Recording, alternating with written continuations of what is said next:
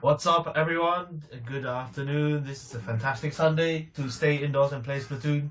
Welcome to the 10th anniversary Splat UK tournament. I'm Dory. With me casting today is Jason. Hi, Jason. Hello. Good afternoon. All right. What can we expect today? Do you know anything about these guys? Do you know what's going on? I can tell you a lot about Less Than 3. Less Than 3 is one of our beloved SB8 Academy graduates. SB8 is the Splatoon Beginners Academy, so for anyone looking to get into competitive Splatoon, the SB8 is definitely a beautiful competitive resource for kickstarting your Splatoon 3 competitive journey. Right. I do know about Tentacles. They are good friends. They have often come to NX London stuff. Tom Legend, I think if you're a UK Splat guy, you probably know who Tom Legend is. Accompanied by Nana, Splash, and Nerf Widdy. All good people in their own right. And I've definitely come across the players from Less Than 3 when I play ranked as well. So this is a great way to get started for the afternoon. The main format, the main premise of this tournament is that it's a celebration of Splatoon 1. So we have largely concentrated on Splatoon 1 maps, and because Splatoon 1 did not have Clam Blitz, you won't see any Clams action today. So unfortunately, also no Moray Tower, which is the best map in the series. I'm not biased at all. But for the first game, we go into Mahi zones, which is honestly, I think, better in 3 than in 1. Yep. Lots of improvements, I'd say, have been made to Mahi Mahi Resort since its addition in Splatoon 1. Definitely remember struggling to even climb the walls on Mahi in Splatoon 1. Was bearing in mind that I wasn't as good a player as I am now, but Splatoon 1 Mahi is definitely very different to the Mahi we know today. And looking at the rest of this map list as well, as far as tournament standards go, this is a pretty standard map list despite it being a Splatoon 1 celebration tournament. Yeah, I mean, okay, with the addition of Hagglefish, they're all pretty good. I do like the fact that Mahi is the only map in Splatoon 3 which actually changes as the game progresses. I feel like more maps need this. Splatoon 2 had a lot of good stuff with map gimmicks and things like that, but Mahi, I think is the only map with a gimmick as cool as this. So we go into Splat Zones. I don't know how ready everyone is, but in case we have to fluff for a lot of time, there are also a few events coming up in the next month or so.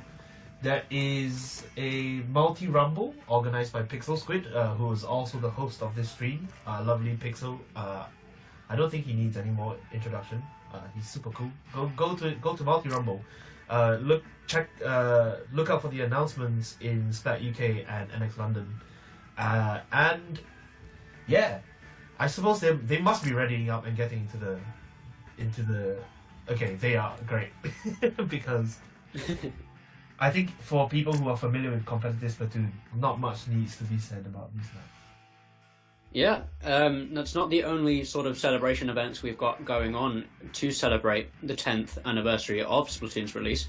We've also got the DRIPFEST, which is a chance for any aspiring fashionistas to show off their inklings.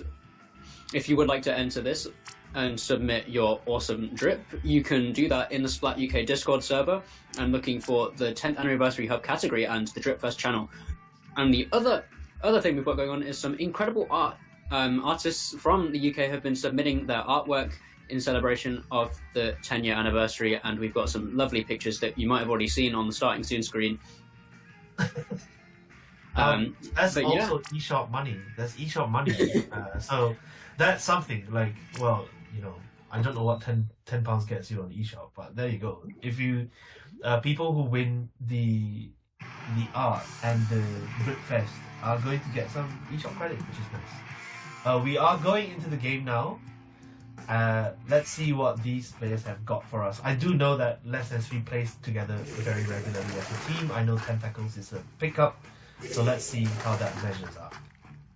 What we like to see is already we've got no tactical alert. Both teams definitely abiding to the Splatoon 1 celebrations by not running the special that's tainted this game for so long, as we cast our minds back to the original. Yeah. We've got a Driftringer and a Bow coming out from less than 3, and it's already finding value. Tom Legend's going to get taken out, but nobody's going to pop out with 2 already on the decav. Pancakes is all alone on that island on Sniper's going to have to back away early as the Whale is putting some extra pressure on. Yeah, Windy has been a big fan of the decal since it dropped after playing Price Stringer for a long time. Has finally found his niche. But then the players start going down. Players continue going down on less than 3. Actually, they went 3 down again. So it's up to Pancakes to stay up and give the rest of the team a way back in. Tentacles, very strong. And right now we're just about to see the map start changing. Yeah, as the zone timer hits 60, the map begins to open up as Widdy is searching for a pick, managed to find one. Alatria is going to get taken out from behind. Widdy is going on a tear in this opening minute, of the game. It's barely, not a lot of the game gone, and Widdy's already tearing up completely. Yeah, very impressive. You know, the decav with his immense staying power, it paints surprisingly a lot. Nice strikes, but then they can't capitalize off of that. And Tentacles are nearly done with that. Okay, I cursed that. So less than 3 now on some nice control. Tom Legend will use that triple splash down to get back into the zone, to get zone tap again. Although players are now duking it out in mid, which is generally what you want to see happening on Mahima. Yeah, less than 3 making full use of that reslider to stall out the zone timer to keep adding penalty to Tentacles, but it's still Tentacles with all of the pressure on to mid and looking to add to that pressure onto the right side. Tom Legend is getting harassed from the side, gonna have to back away, not quite, as Nana follows up from behind to help out, and Widdy's going on a rampage once again, surfing around the map on that Decapitator, finding so much value. But they did get another zone flip less than 3, so they've got another chance to get themselves back in. They've got to rely less on just the residers to flip that zone. They've got to start making better use of their tri-strikes and better use of the Whale and try and get their sword player in. There are the tri-strikes now, but they've gone 1 down. That's the sword I was talking about. Their aggression has already been taken out, and Ari Kitty is going to find a trade onto Tom Legend, not before Nana cleans it up. And then, again, another going down, and it's just a stagger effort, and with such low penalty left, it looks like Tentacles might take this first game.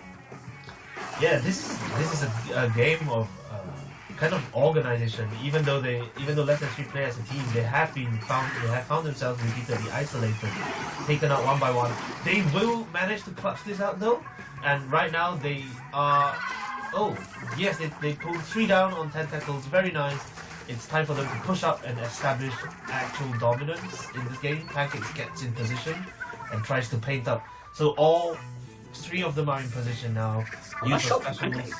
Very nice. Yeah, very nice. Yeah, nice shot from Pancake, but you have to think about what was going through the minds of Tentacles at the time when the zone was ticking so far down. It was the strikes that were put onto the zone and the reslider that they weren't ready for, and that caused the flip. And again, Pancakes are trying to hold this down on the left-hand side, but they've gone 2 down. Pancakes left by themselves, going to have to back away.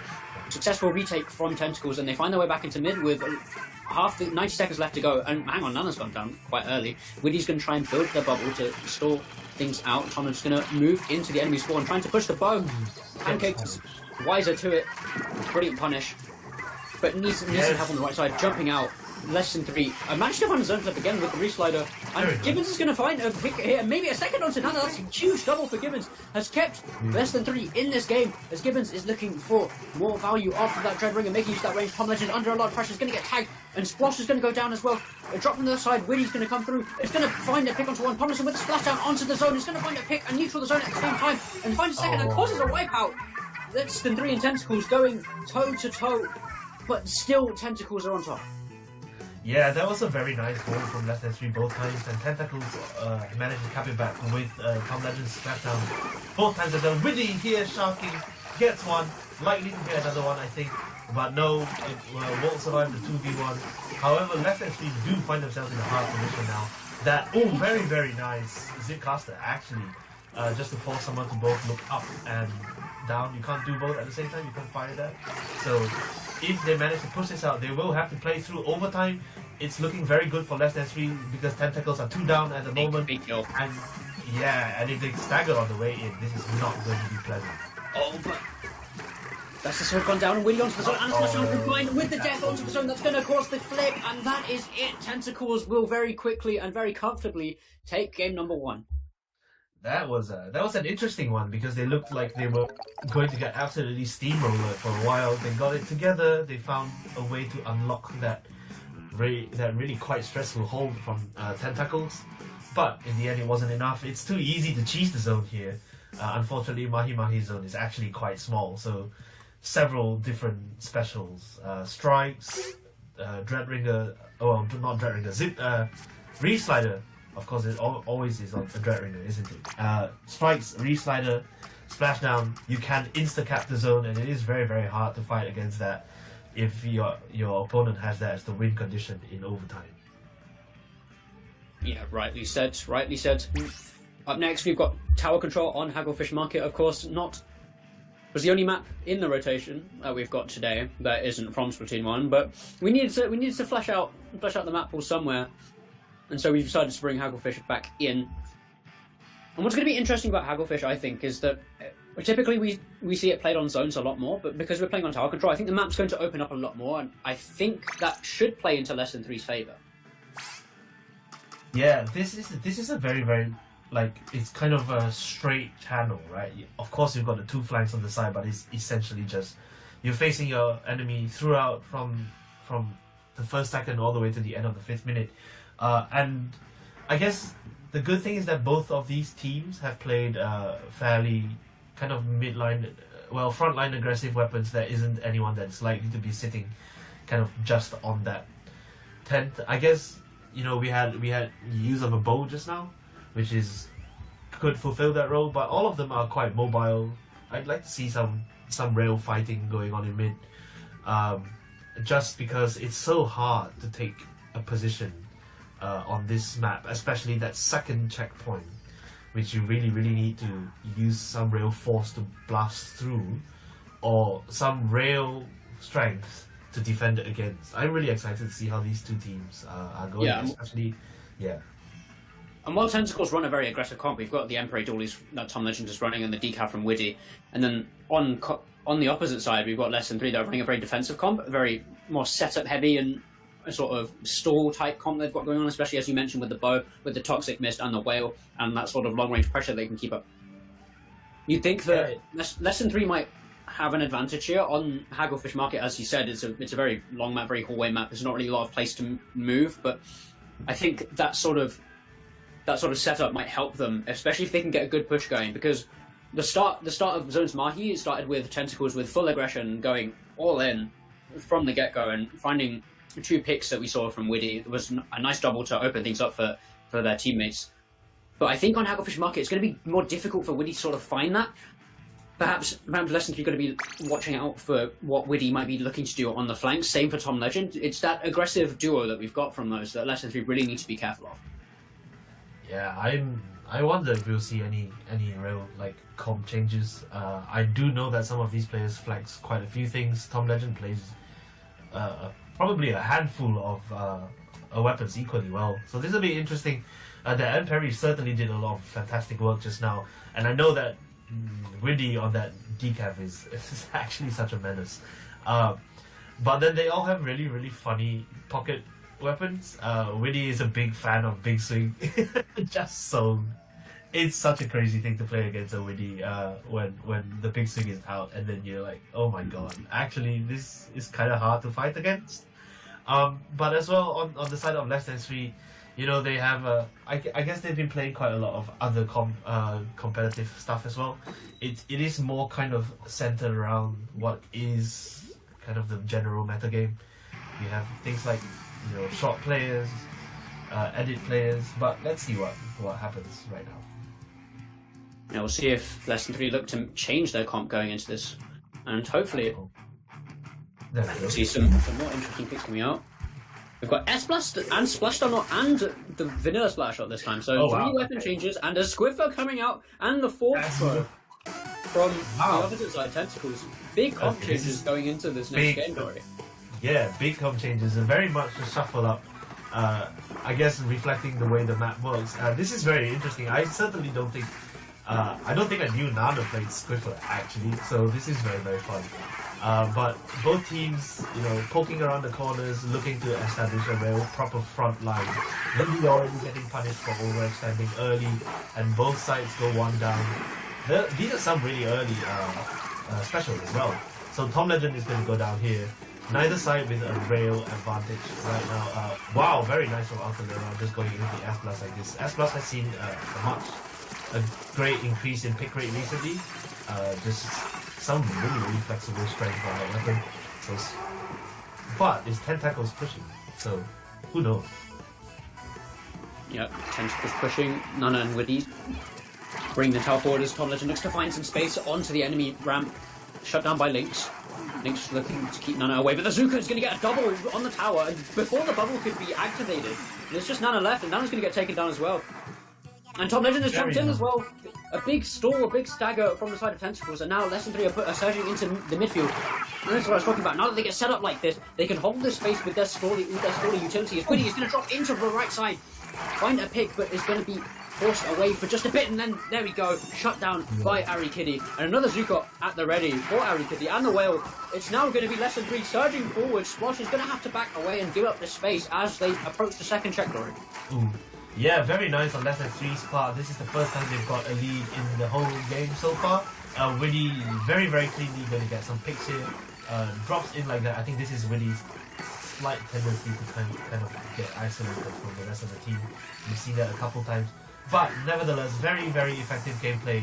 Manages to avoid that splashdown as well. So the tower returns to neutral. Lesson 3 don't manage to crack the second checkpoint. I think Tentacles can breathe a sigh of relief right there. They go 3 down though. Yeah, unfortunately for the Tentacles, they didn't find the right plays to make their way back into the midfield, and it's going to be Lesson 3 pushing onto tower again. Woody's going to find one, and I believe that was some support from Tom Legend that managed to find the second. So maybe they can break back into mid. Finally, as Tom Legend is chasing, but the splashdown in response is going to shut down Tom. Lynx is going to keep this space up, keep this space in the favour of Lesson 3 until their team can get back in. And Woody's trying to poke around to get any more kills, and there we go. Ari Kitty's going to get taken down. No Zuka for Lesson 3. Woody's getting put under pressure from the S-Blast. He's going to trade out the Zap. That's huge, but the call has already been placed down, so maybe not in hindsight. As Woody's going to get shut down as they try to push the tower. Lynx. Wait, how did Lynx not chucking on this right side, and Tom is going to check it, and he's going to get that kill, and now finally Tentacles can break it into this right-hand side of the map.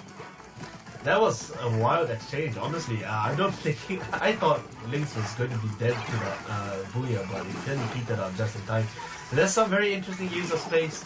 Definitely what you want to see down the flanks, players being really, really aggressive left and right, just to kind of buy themselves some space.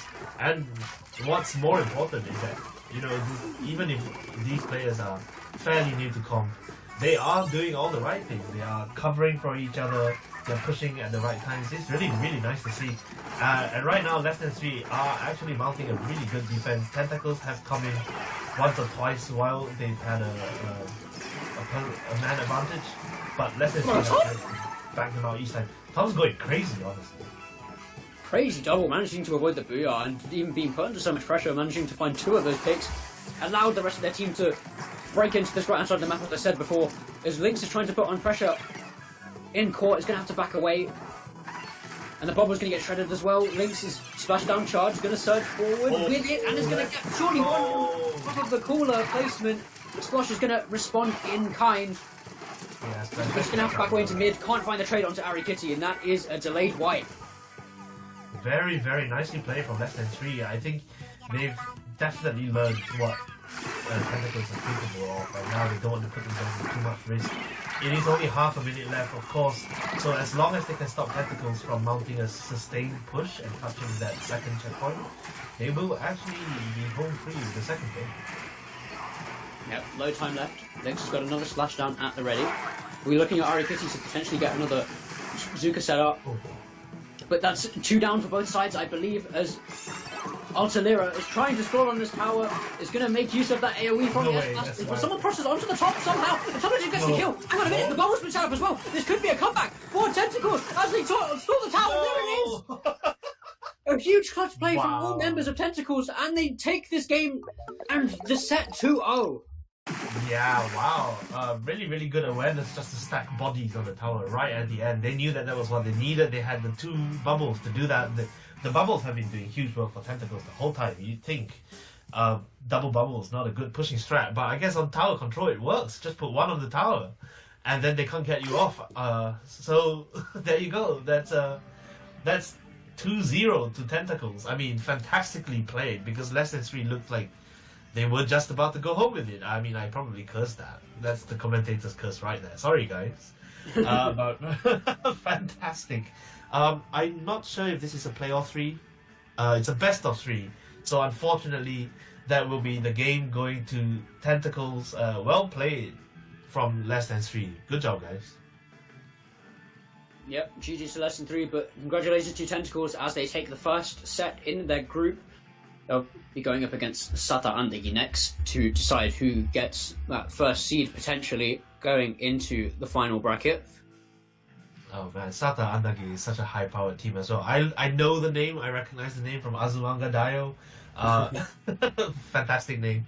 I keep running into this one player in ranked called Sata Andagi as well, and I'm like, cool. Anime appreciator.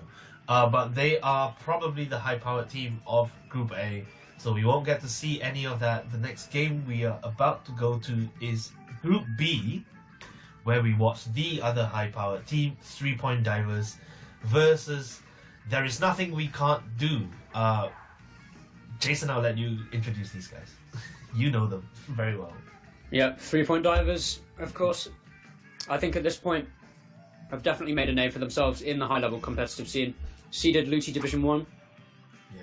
And, well, not just by any means. Seeded Lucy Division 1 through the craziest, coolest comp that anyone has ever seen. We're running Hyperstar 72 on ballpoint, and we've followed up by Yaga playing Tent, and then Akira on Brush. 3 of the what you'd think to be the least cohesive weapons you could possibly think of.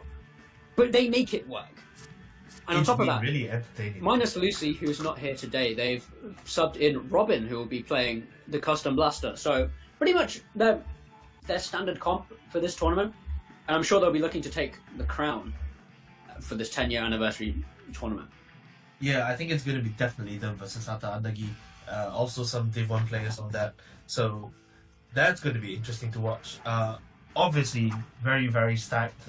But then that is the way the UK comp scene works. We don't have the same population and the same structure as the US or even France. France has EBTV, which do a really, really good job, and several. I mean, in the UK, it's all grassroots, right? It's all Pixel Squid actually. So shout out to Pixel. It's all grassroots, and I mean, I love these guys, but some Nintendo help would be really, really nice,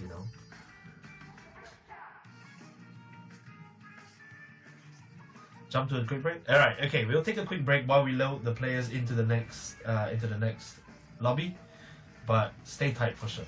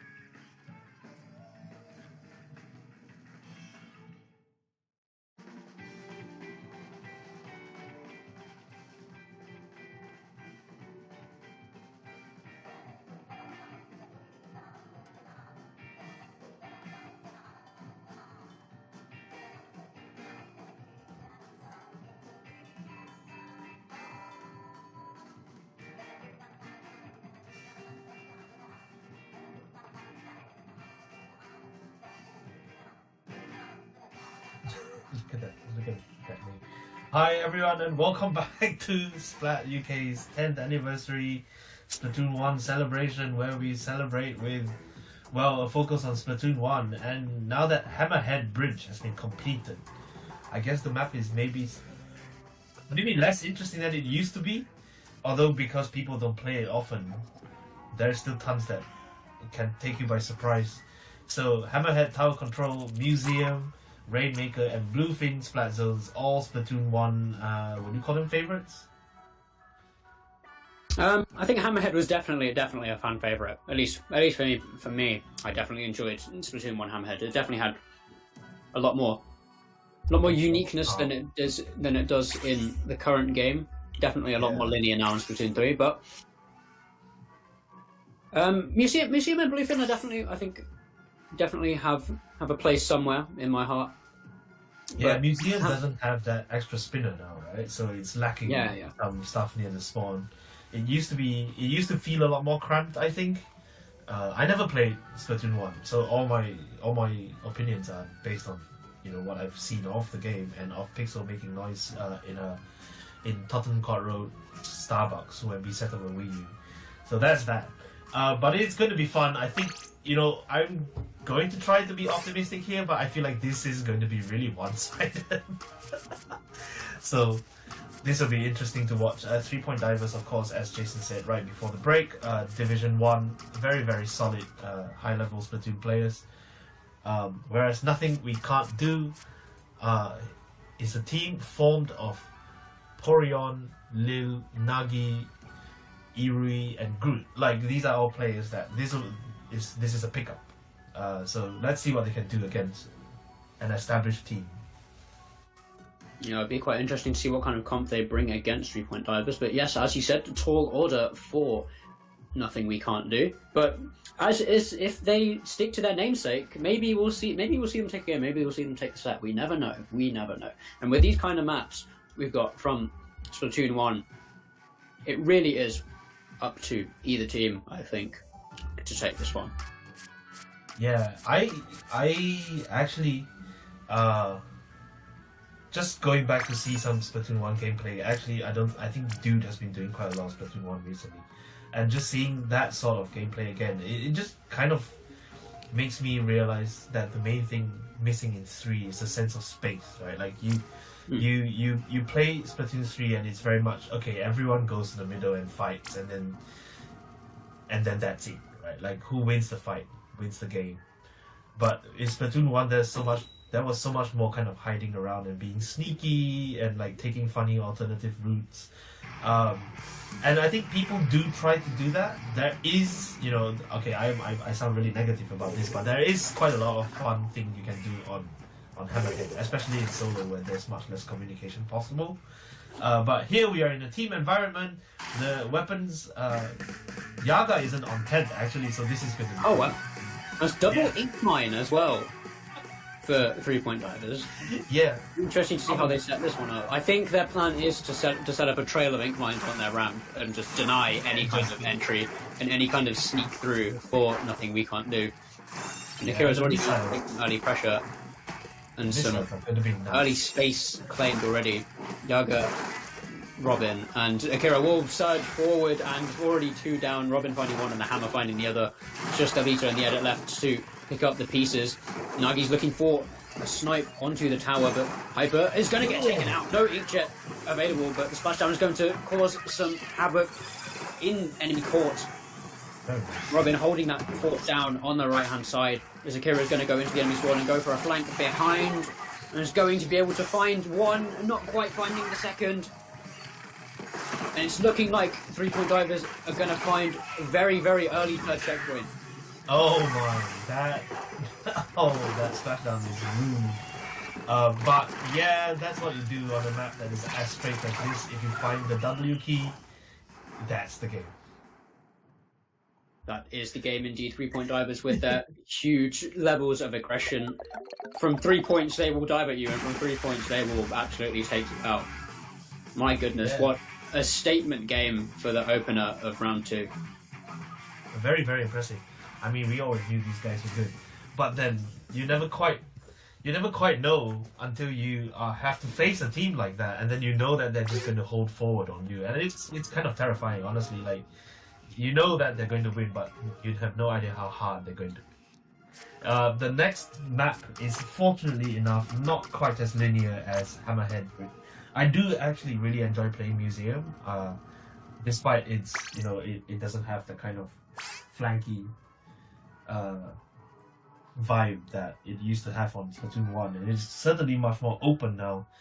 But it nothing we can't do. Had a couple of moments of really nice brilliance from Yagi just now on the charger, and a charger can do a lot on this map.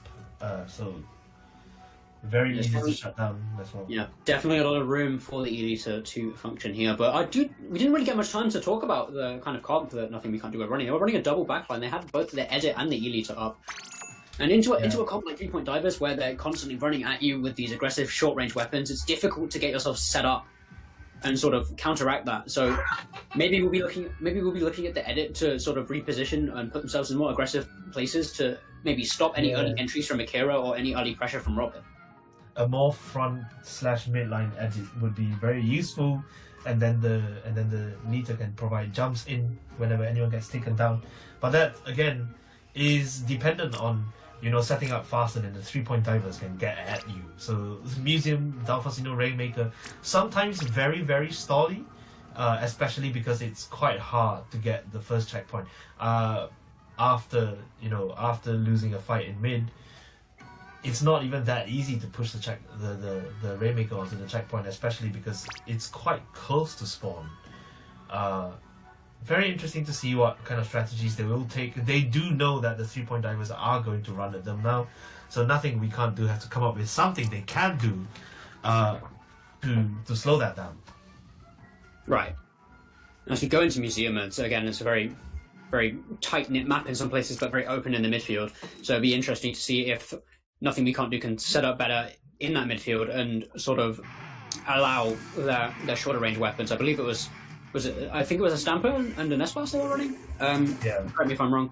But yeah, it's important for the leader and the edit to sort of have control over the open spaces, so the Stamper and the S-Blast can get more involved. We'll see if they make a change though.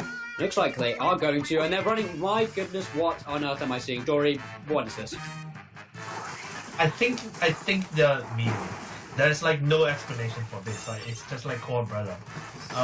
But what? Oh my god. I mean, they know that Yago plays Brella. I feel like anyone who plays... Oh my goodness, just... They're really coming out with the my Brella is better than yours, and they're selling that point to the maximum. Yaga's going to get a free brain pop and a Zuka charge at that. It's really funny, right? And Zuka's been blocked from Yaga, looking to execute any member of Nothing We Can't Do at any given point, but Theobot's going to get taken very early. Yaga's going to get brain. Put some more pressure onto... Oh my god. You're going to have to drop away from the reslide, the threat. Second reslide my goodness me. Is it... Are we playing Splatoon 3 or are we watching Jaws? What's going on? The reslide... Oh my god, this is a new, different movement to reslide with cheese. I mean, it is very funny. It doesn't reslide the entire cheese board, my goodness. Very, very interesting. I mean, I saw that and I was like, wait, I thought 3-point divers were blue, and then... Oh my goodness. Yeah, crazy. Whatever it is, Chef Ramsey, by the way.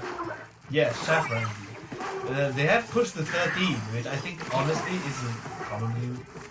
They're just trying to buy as much time before... Well, if Nothing We Can't Do was a dish and Chef Ramsey had to judge it, I'm sure Chef Ramsey would say that the sauce is raw.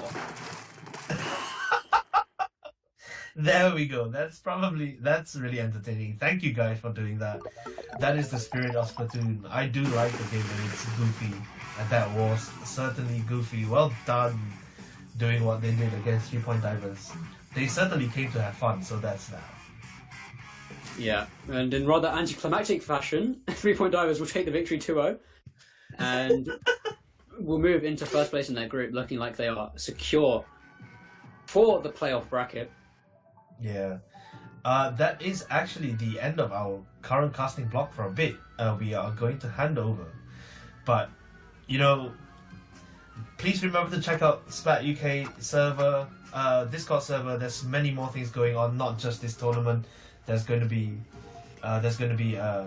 the DRIPFEST, where people compare how cool their characters look, and also incredible art. You have to dethrone Pixel's drawings of of Big Man are too good. So there's eShop money to be won. There's eShop money attached to this one as well. So you know, there's some cool stuff going on. Great. Shall we hand that off to? Yeah. Unfortunately, we won't get to see Bluefin just yet. But coming up next will be the final group stage game from Group B, as we had a 3-team group in Group A and a 4-team in Group B, if you checked the bracket. But yes, we will hand over to Pixel and Melvo after this break, so do not go anywhere.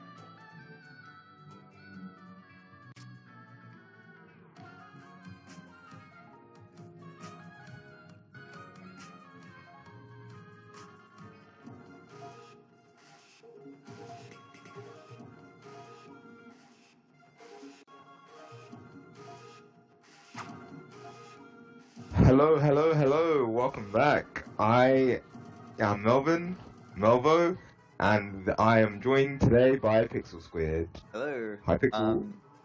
Hello, Melvo. It's been ages since. I'm pretty excited to play and such. Hopefully Yeah. my audio is alright because I know. Hopefully mine's good. I haven't commentated in a very long time.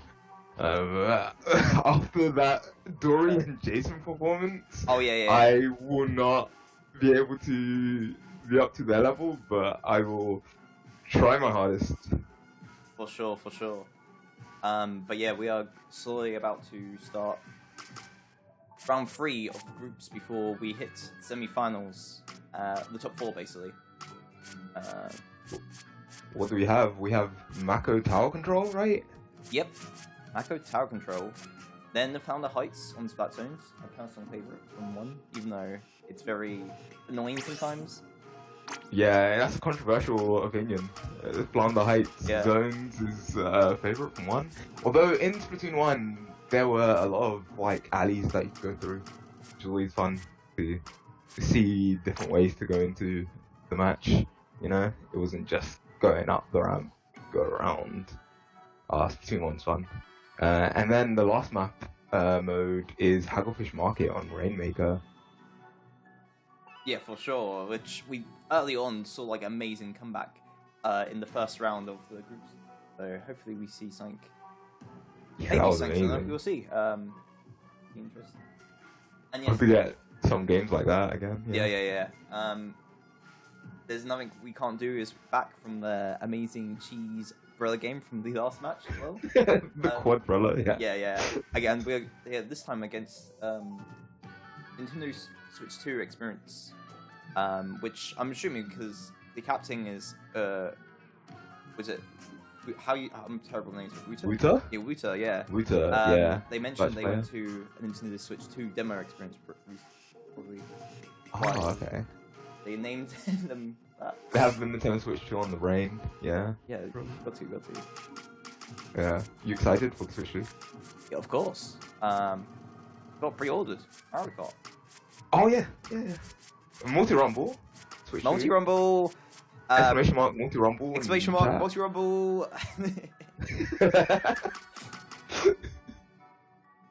Yeah, I'm really excited for it. It's crazy. It's only like how long? A few weeks now until the new generation of Switch.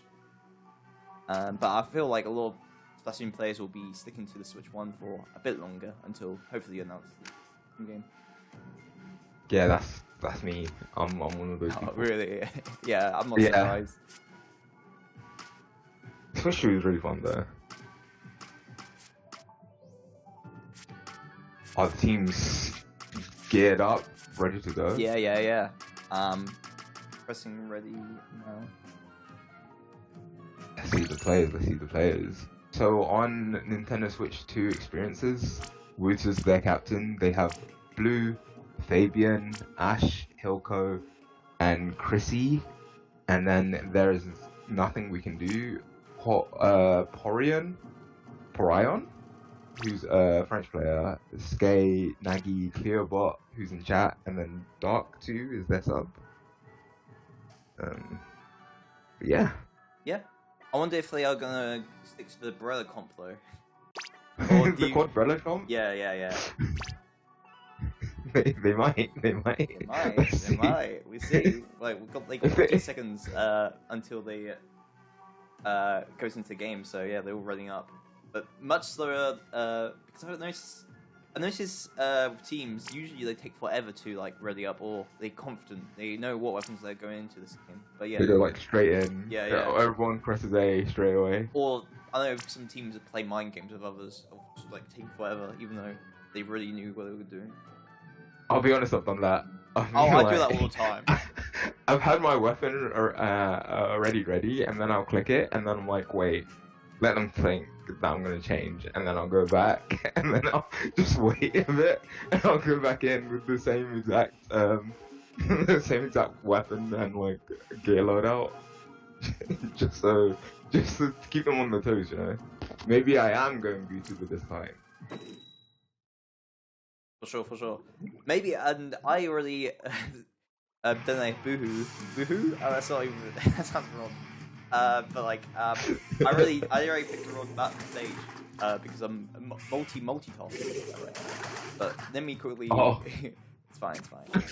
Oh, boo. I just really wanted to see like teams play on Fun Heights like right away, but no, that's game. Please don't change the screen.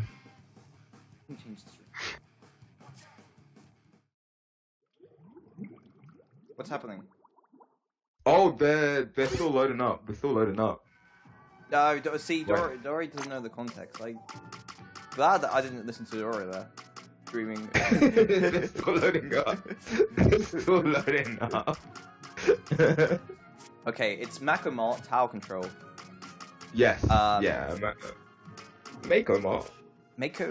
Macomart or Macomart? That's the question. Is it Arceus or Arceus? You know. Yeah, it's like the what's the tomato in the USA? Tomato. Tomato. Yeah. Yeah, that's it. Mako or Mako? Marco. Yeah. But yeah, a stage, principally from 2, which, mind you, most of the stages are in this tourney are focused on Splatoon 1, but I decided to change it up a bit with one fan favorite stage from 2 and 3. Also see Hagglefish in the game. Yeah. But yeah, I like how we have both of the maps that are not from Splatoon 1 in this set. Yeah, I swear this happened also in the previous set. But I'm It's Splatoon 1 tournament, I swear. Yeah. Once we get to like counterpixel, it's gonna be interesting because like, of course, are people gonna stick to what they know a bit more, or are they gonna like choose bluefin as their Hugo. Yeah. I hope everyone just picks bluefin. Yeah, I want to see bluefin picks. Yeah. I only want to see bluefin, especially on zones. Bluefin zones is the best. But yeah.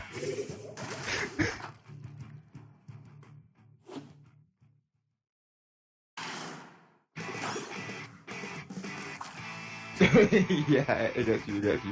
Both teams are already in the middle.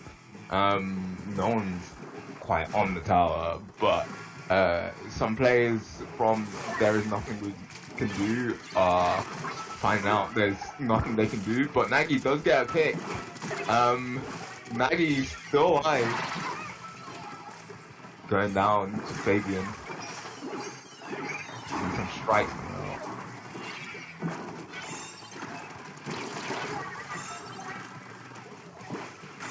That's all 2 of the Nintendo Switches right now. A clear bot. Nice on tower. Reduces out. Hopefully the team manages to capitalize on the juice. They're keeping up quite good pressure. They're getting some map control. Ruto going down.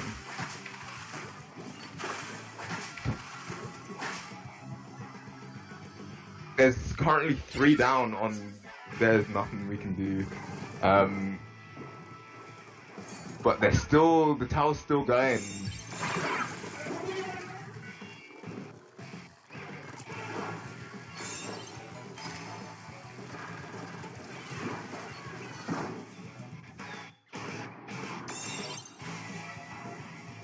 They use the strike to try and push the other team back. They do, There's Nothing We Can Do does manage to get some picks. Unfortunately, Switch 2 experience doesn't seem like they've capitalized on the kills that they've gotten.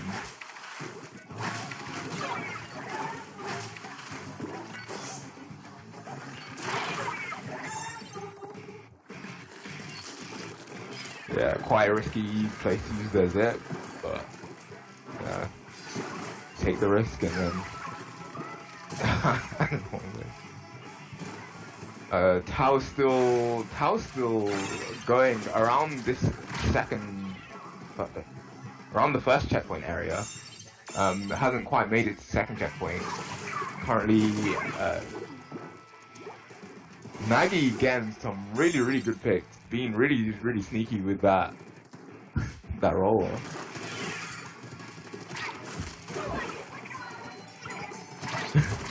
Maggie just popping off.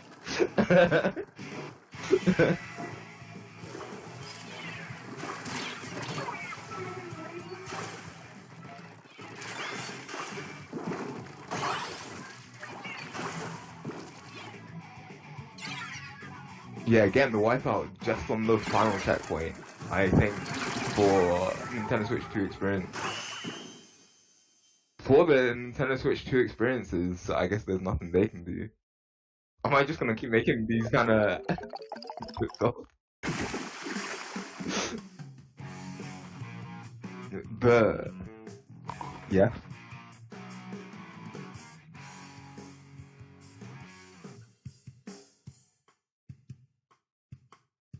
Those pushes like more firm because they Yeah. get a few points on the board. It didn't feel like it was like a clean sweep, despite the full KO. Yeah, I feel like they need to act, the Switch 2 experiences need to act faster, quite like the Nintendo Switch 2, which runs at 120 frames per second, Really? in order to, like, push back when they get the picks, to just, claim, the neutral zone, like the middle of the map, once they get their picks, and then just hold there before to be able to make their push again, because there were times that they got a lot of the team from It's Nothing We Can't Do, and didn't quite capitalize on it. But Yeah. Nagi, the roller, wow. Yeah, watch out for the carbon roll, I believe it was. A lot of swing speed. Just literally, as mentioned, also with like paint control. They had so much paint in their base at the end, so Nagi can literally just like swing in and out of all the corners, being like basically cheeky, get all the spots. Do you think we're gonna see any change in terms of the comp in order to counter, especially that roller player Nagi? Do you think Founder Heights, which is actually the stage this time, is a good roller map? Always go back and forth. I think it's a pretty decent roller map, especially having Zuka. Zuka Carbon Roller, I think it will be a pretty decent map for that. Especially if you're at the bottom of like the ground floor, you can like use the Zuka to get some cool art shots. Because Yeah. players don't really look up and down in Splatoon, apart from like, of course, physical maps like this. But still, even players on there, you just don't see like a lot of flanks. It's a very flanky map. Yeah, especially through the middle, like I said. But we are now going into our match. Any changes we're seeing? We're seeing even more ink power from Switch 2 experiences with that air spray. Yeah, some double stealth jump, double ninja squid, sorry. Some stealth jump, and watch out for Nike.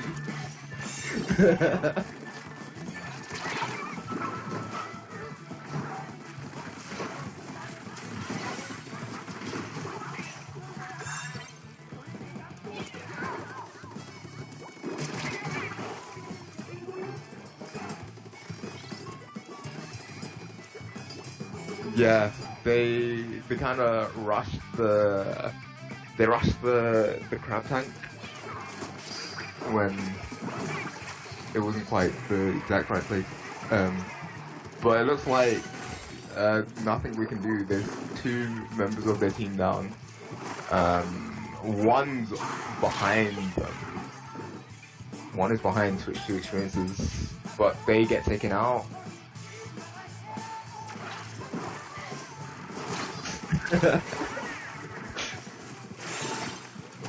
Switch 2 experiences are currently... Oh, another goes down. I was gonna say currently 2 down.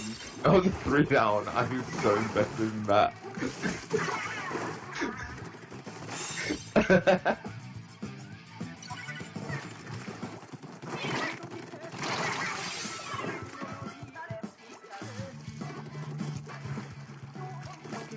feel like Switch 2 experiences always also have to be aware of their flank.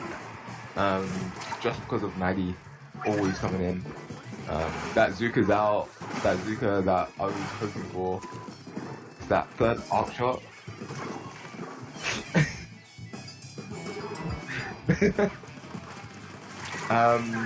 There's nothing we can do holding very steady on the zone. But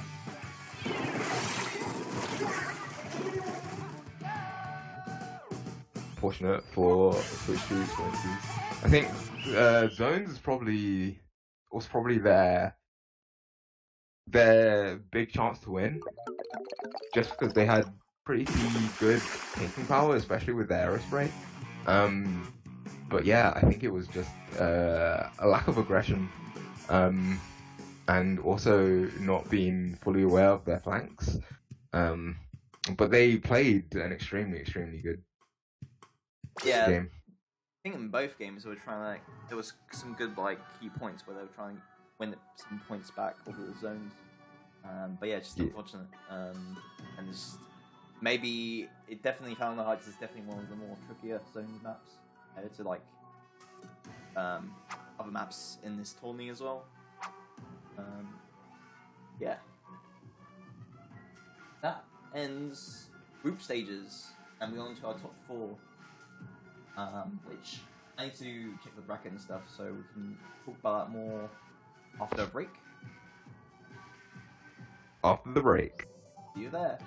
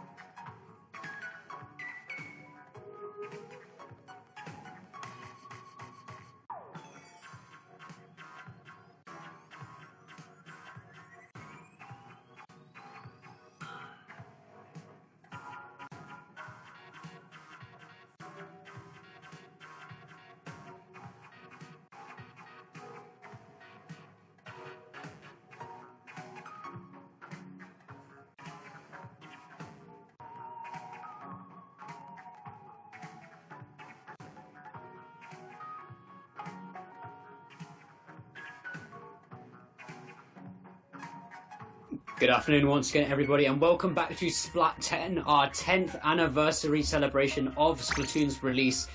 I'm back, Jason is back, and back again with me is once more Dory. How are we feeling now that we've entered our playoff stage of the tournament? It's been really fast actually. I want to see some actual games. I want to see some game 5. Let's go to game 5, guys. Let's sandbag and go to game 5. Well, if there is anyone who could deliver our game 5, it's definitely this set here. We've got Sata Andagi against Nothing We Can't Do. Nothing We Can't Do we saw earlier against 3 Point Divers, where they whipped out the Quadbrella comp, which took everyone by surprise. Unfortunately, did not bring them the victory. Hopefully they'll be a little bit more serious heading to this set against Sata Andagi. We haven't yet seen Sata Andagi play on stream, but they've got a strong lineup. As you know, Dory, you know these players quite well. I'm sure you'd love to talk about them.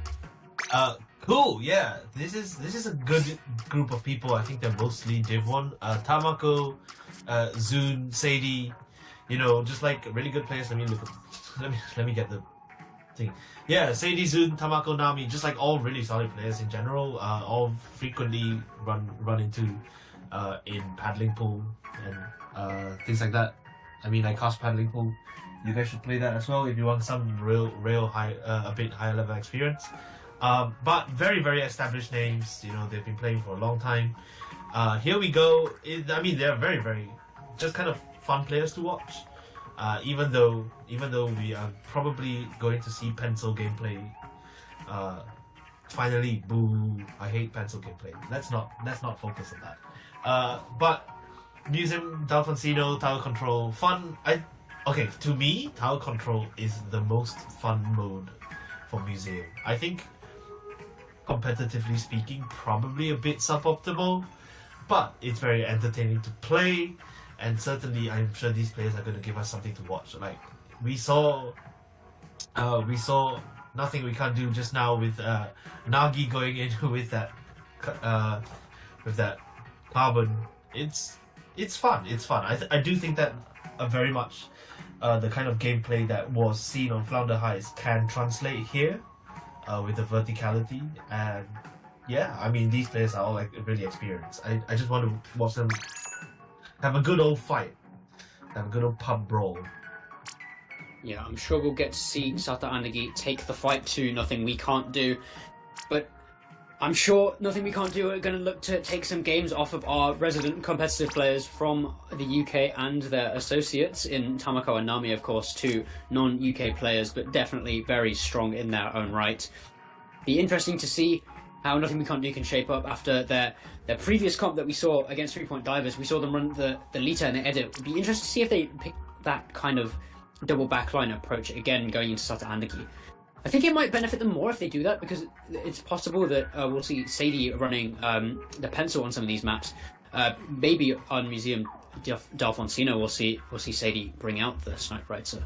But it'd be interesting to see if Nothing We Can't Do can make their double backline initial idea work. I don't know what you think about that, Dory, but I think there's definitely potential here for that comp to have some impact in this set. Yeah, I just want to say that I feel like I have very strong views about pencil. Mostly that comp is so much less interesting with it. So let's just see what it is. I do like this map a lot, and I think the players in particular, what weapons they've submitted here, actually this promises to be a really fun set. So they should load in, press A challenge. But it is a good one. So they are finally going in. Okay. Well, it's a 7-player game, so we won't be loading in too much. Let's time to stall. Nothing we can do. Yeah, I know. There is nothing we can't do, and it still says nothing we can't do. So there's nothing we can't do. A bit of technical issues. Yeah, I believe the lobby has crashed. However, while we are dealing with that issue, don't forget to do !DRIPFEST to have a chance at entering DRIPFEST to submit your Splatoon 3 drip. That's, I'm sure, in everyone's opinion, is probably the best drip they've ever seen. And also, don't forget about the art competition that is taking place as well in celebration of the 10-year anniversary. Really, really nice to see some of the artwork we have on show from some of our UK artists. Non-UK participants are allowed to enter the art competition, so feel free to submit your art, please and thank you. Yeah, I do think that at least Splatoon 3's clothing options are really fucking sick, actually. It's great. I do wish that Nintendo sold those options as real clothes, because they would just print money. Unfortunately, it's very hard to get any of this stuff outside Japan, which is such a downside. You know they could just print money by making some of these clothes available for people to buy. The DRIPFEST, though, is only for your in-game character. Show off your sense of fashion. Not everyone has to wear Tony Kenser and theme black and white. The game does have some color in it. As well as draw some. You know what? Everyone should go and draw Big Man on Paint 3D right now. Like, go draw Big Man, and then we can have a Big Man off with Pixel's exemplary masterpiece. So there we go. Is Nagi's Wi-Fi? All right. It'll take some time to get back here then. In that case, we might see an even laggier carbon roller. So yeah. Nagi only crashes from Pixel hosts. It is true. More people should play. More people should dress like Splatoon. I remember a friend of mine was going to the Nintendo store in Osaka, and he sent me a picture of the Splatoon section from that store. And he's like, "What the hell is this?" And it was the black and yellow T-shirt, the half and half, where the black shirt. It looks like two T-shirts stitched together, and the black shirt is actually larger on one side, like the collar is higher, and the hem of the shirt goes lower. And he's like, "Dude, who the hell wears this stuff? Like, what kind of messed up fashion sense do Splatoon players have?" And then I texted him back, "Can you buy one for me?" And he's like, "What?" But that is true. So now I have an official half and half T-shirt. More people should dress like that. I do feel like in real life, people just wear really drab colors. But then when you turn up to the Mr. Nintendo meetup, it's great. We're looking at you, Mr. Egg. But come to any of your local Nintendo meetups, and the people are nice, hopefully, and they have cool fashion senses, also hopefully. So, yeah. If you're in London, pull up to NX London. It's great. Yeah, NX London is wild. Yesterday we had people playing Balatro on a huge screen on the wall. It was quite funny actually. And it was Melvo. Melvo was playing Balatro. Good shit. And there are several other regional Nintendo meetups. Surely, Jason, there's one near you as well. Maybe there's gonna be nice, cooler events in future. But the next one that's happening is hosted by Pixel Squid, and is MULTIRUMBLE in London on the 14th of June. Mark that down on your calendars, because there's definitely going to be Splatoon, but also generally anything else. If you love yourself a bit of party games, definitely do head on over to that. We are almost, I believe, almost, just so close to finally getting underway into this set, and I suppose we should talk a bit more about it. Let's talk about the format, because now we've entered our playoff stage. We are now into our best of fives, and we're now into our counterpick story. Isn't that right? Nice. We will probably see, less emphasis on Splatoon 1, but we have to start on the Splatoon 1 map mode. The rest of the game is, I'm not sure if there's even an official map list. If there isn't, I would like these players to pick some howlers. I want to see some crazy shit. There is a map list, don't you worry. The players will have a selection of Bluefin Depot, Flander Heights. If we will just ignore that Hacklefish Market, we'll pretend that's a typo, even though it's not. Hammerhead Bridge, Mahi Mahi Resort, Maycomar, and Museum d'Alfonsino will be in rotation. So when it comes to the counterpicks, players will be able to select from that list. And the modes are already set, so it will just be the maps that they will have to choose on. I see. So we're not gonna get some really cool stuff like Lemuria. Let's not use cool and Lemuria in the same sense. That was completely ironic. I hate that map so much. We are finally loading in, which is nice. We get to see some weapons. There's a pencil. and then there's some good weapons on the other side. So, yeah. On top of the squid coming up from Nothing We Can't Do as well. We've got the After Push and the Yeah. carbon running there. I like that. That's really fun. Interesting opening as well. We've got 2 players diving on push right hand side from Nothing Can't Do. Quickly shut down by Tamako and Sleep Funk. I believe that is Nami. That's such a good name. It's either Nami or Zun. I don't know which one it is, but Sleep Funk is going already into the enemy. Oh, nice direct. Straight away, Sata Andagi putting on the pressure up, stepping the foot on the gas. Tamako's already got a Zuka up, can't quite find the pick onto Cleobot. But it looks like the push is going to make here. The Zipcaster's going to get a double here.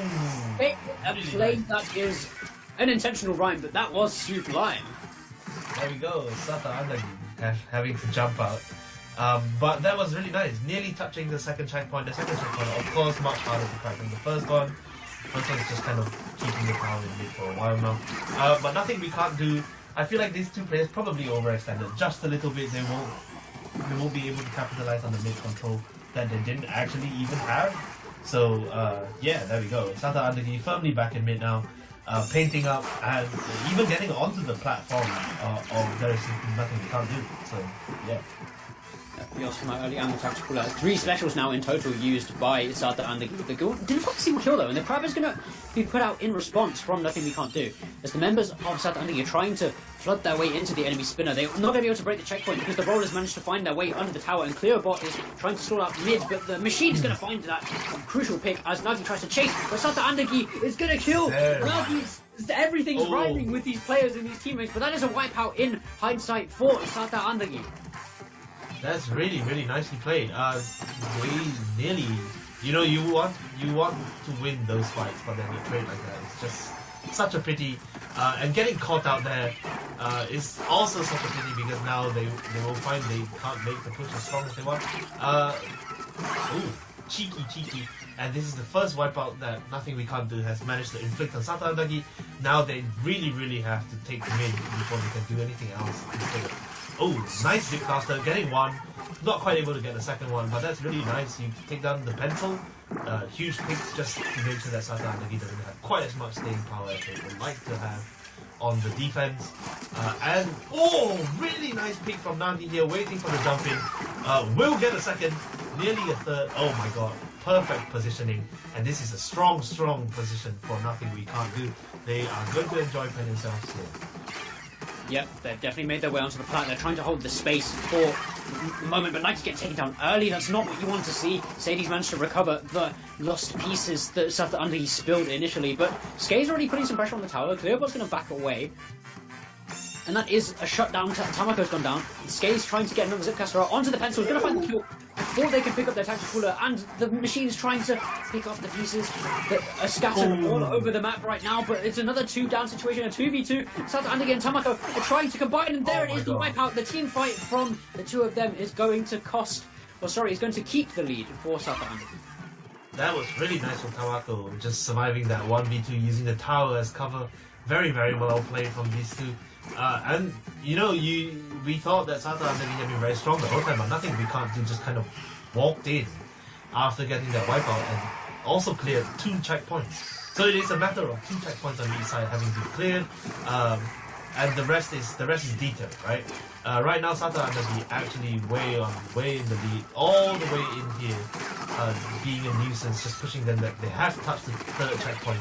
It's just Cleobot will get taken down. The rush also will try to rush for the tower, and I think this might actually be fatal. That is a knockout for Sata Andagi, closing out game 1. Yeah, a bit of a scare in that mid-game. Nothing We Can't Do.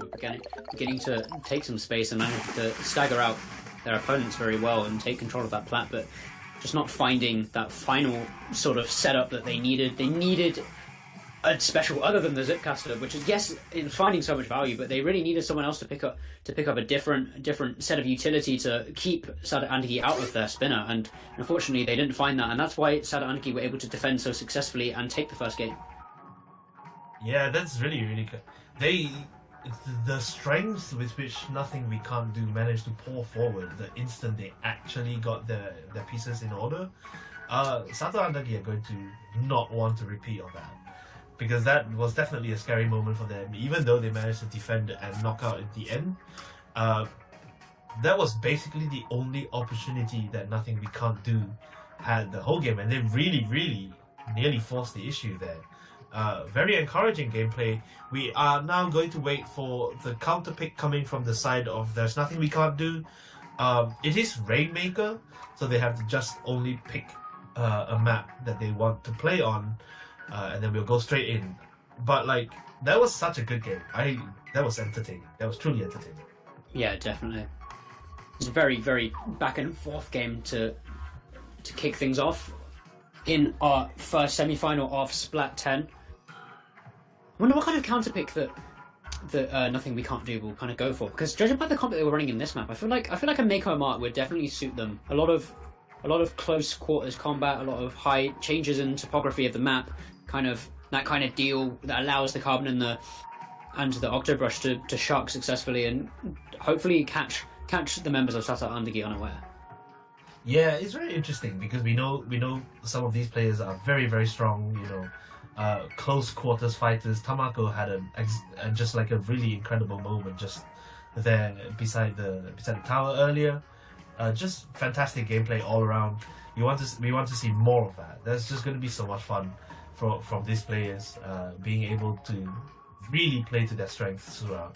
So yeah, more of that, please. Thanks everyone. This has been such a great time. We are just kind of waiting for information as to what's happening right now. But basically, the players have the modes already set for them, and they have to just pick the map. And it is Makoma. So here we are, classic again. Hopefully, we'll see that Nothing We Can't Do can take a game back, put some pressure onto Sata Andagi. Definitely, Sata Andagi will be expecting to a lot more smoothly probably make their way to the grand finals, but judging by that first game, that definitely isn't the case. They might be rattled a bit, trying to figure out what Nothing We Can't Do's game plan was. I felt like in that first game, on that push that Nothing We Can't Do had, they sort of beat themselves, and that allowed Sata Andagi to make the comeback, right, and stop that push from going any further.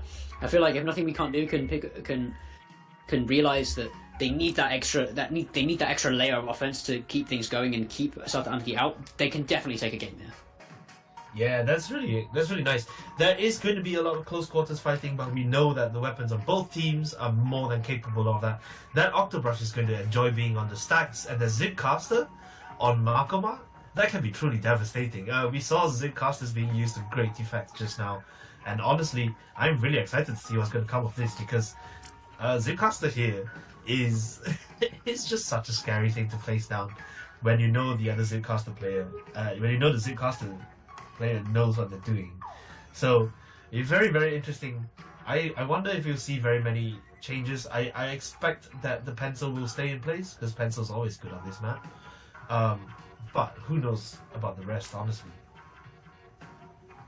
I think Sata Andagi will definitely stick to what comp they're running. It's definitely a very solid foundation that they've got going on with the pencil and the chop. They've got enough paint provision and enough spam special output from the Trizuka. I think we'll be looking at Nami and Zun to see what kind of weapons they switch to. Maybe they'll stick to the S-Blast machine. It was definitely working very well for them on Museum. A lot of places where they can make use of the AoE sort of main weapon ability.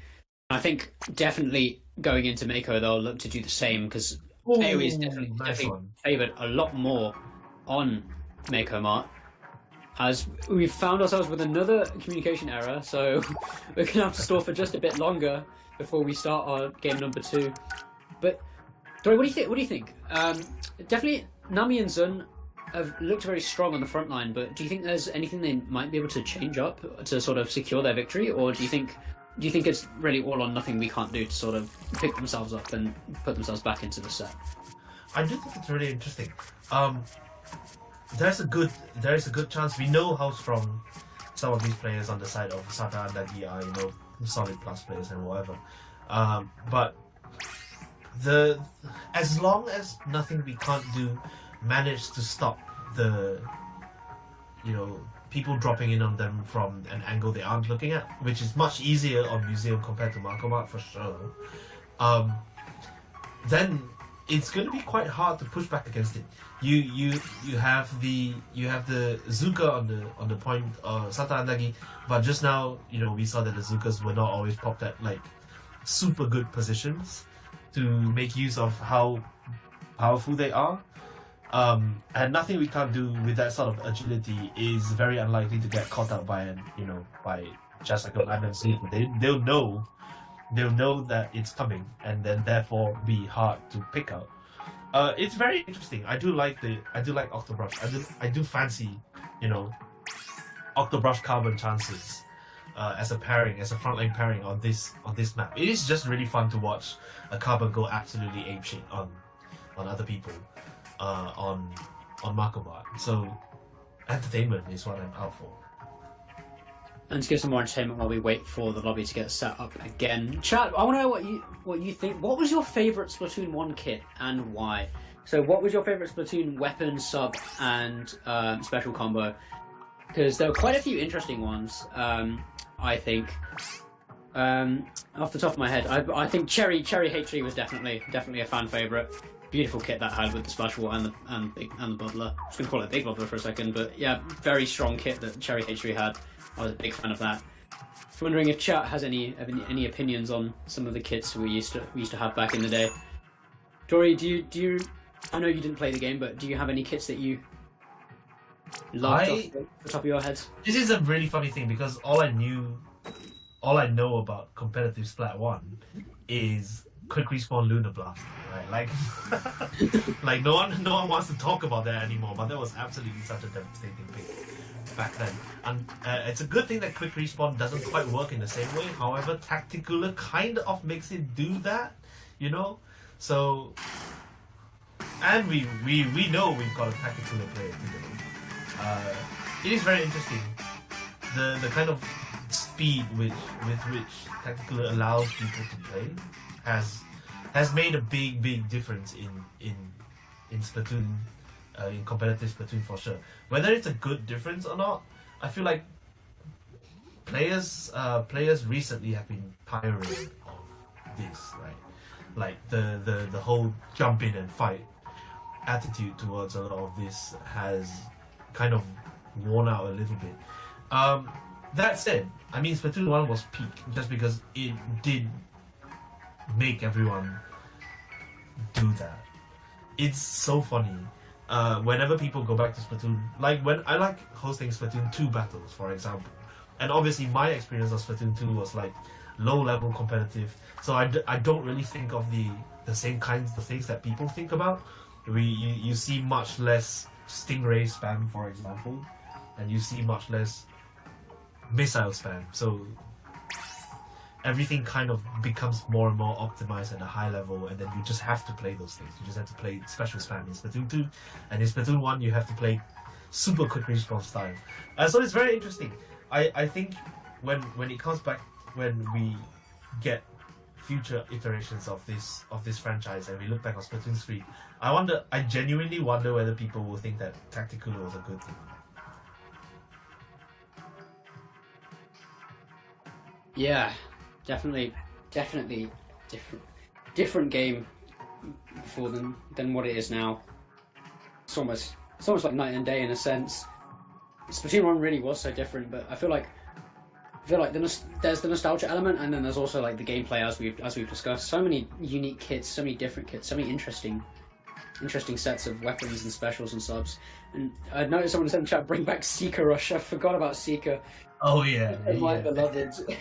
Substituted for Carling Bomb as we went into Splatoon 2, but yeah. Seekers were a thing as well, and of course it wasn't toxic. Yes. It was disruptive. Seeker killed you the instant it touched you, right? Like that was the big difference from a curling bomb. So that's really funny. I think curling bomb.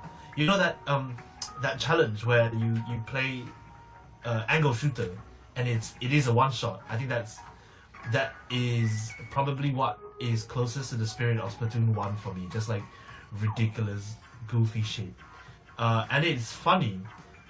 So that more of that, please. Splatoon should lean into its goofiness. That is the thing that gives it the most heart. That is for me the key to the game that I enjoy so much. Yeah. Oh, and what other maps did we have in Splatoon 1 as well? Oh my gosh, Camp Triggerfish. Wow. More what's a cool Tower stage. and Camp Trigger. Okay, yeah. okay, right. Can we go one more minute or 1 more hour without mentioning Moray Towers, please? No, I missed it so much. Camp Triggerfish was hilarious, but you know, yeah, Splatoon 1 had a lot more like really close quarters battles, and there was also that stall point for Rainmaker on Piranha, which was impossible to get out of. Yeah, we've got Snapper Cannot mention Slow Skipper Pavilion. Oh, good stuff. We've got Salt Spray Rig, yes. Yes. Okay. Okay, Salt Spray so many Rig unique should maps, be brought back, and there should be clams on Salt Spray Rig. But I just want to see what that's going to be like. Salt spray clams was would be quite interesting to see. And Tom Legends mentioned Rainmaker as well. And thank you so much for the raid, Tom. Really appreciate it. Hope your stream was good.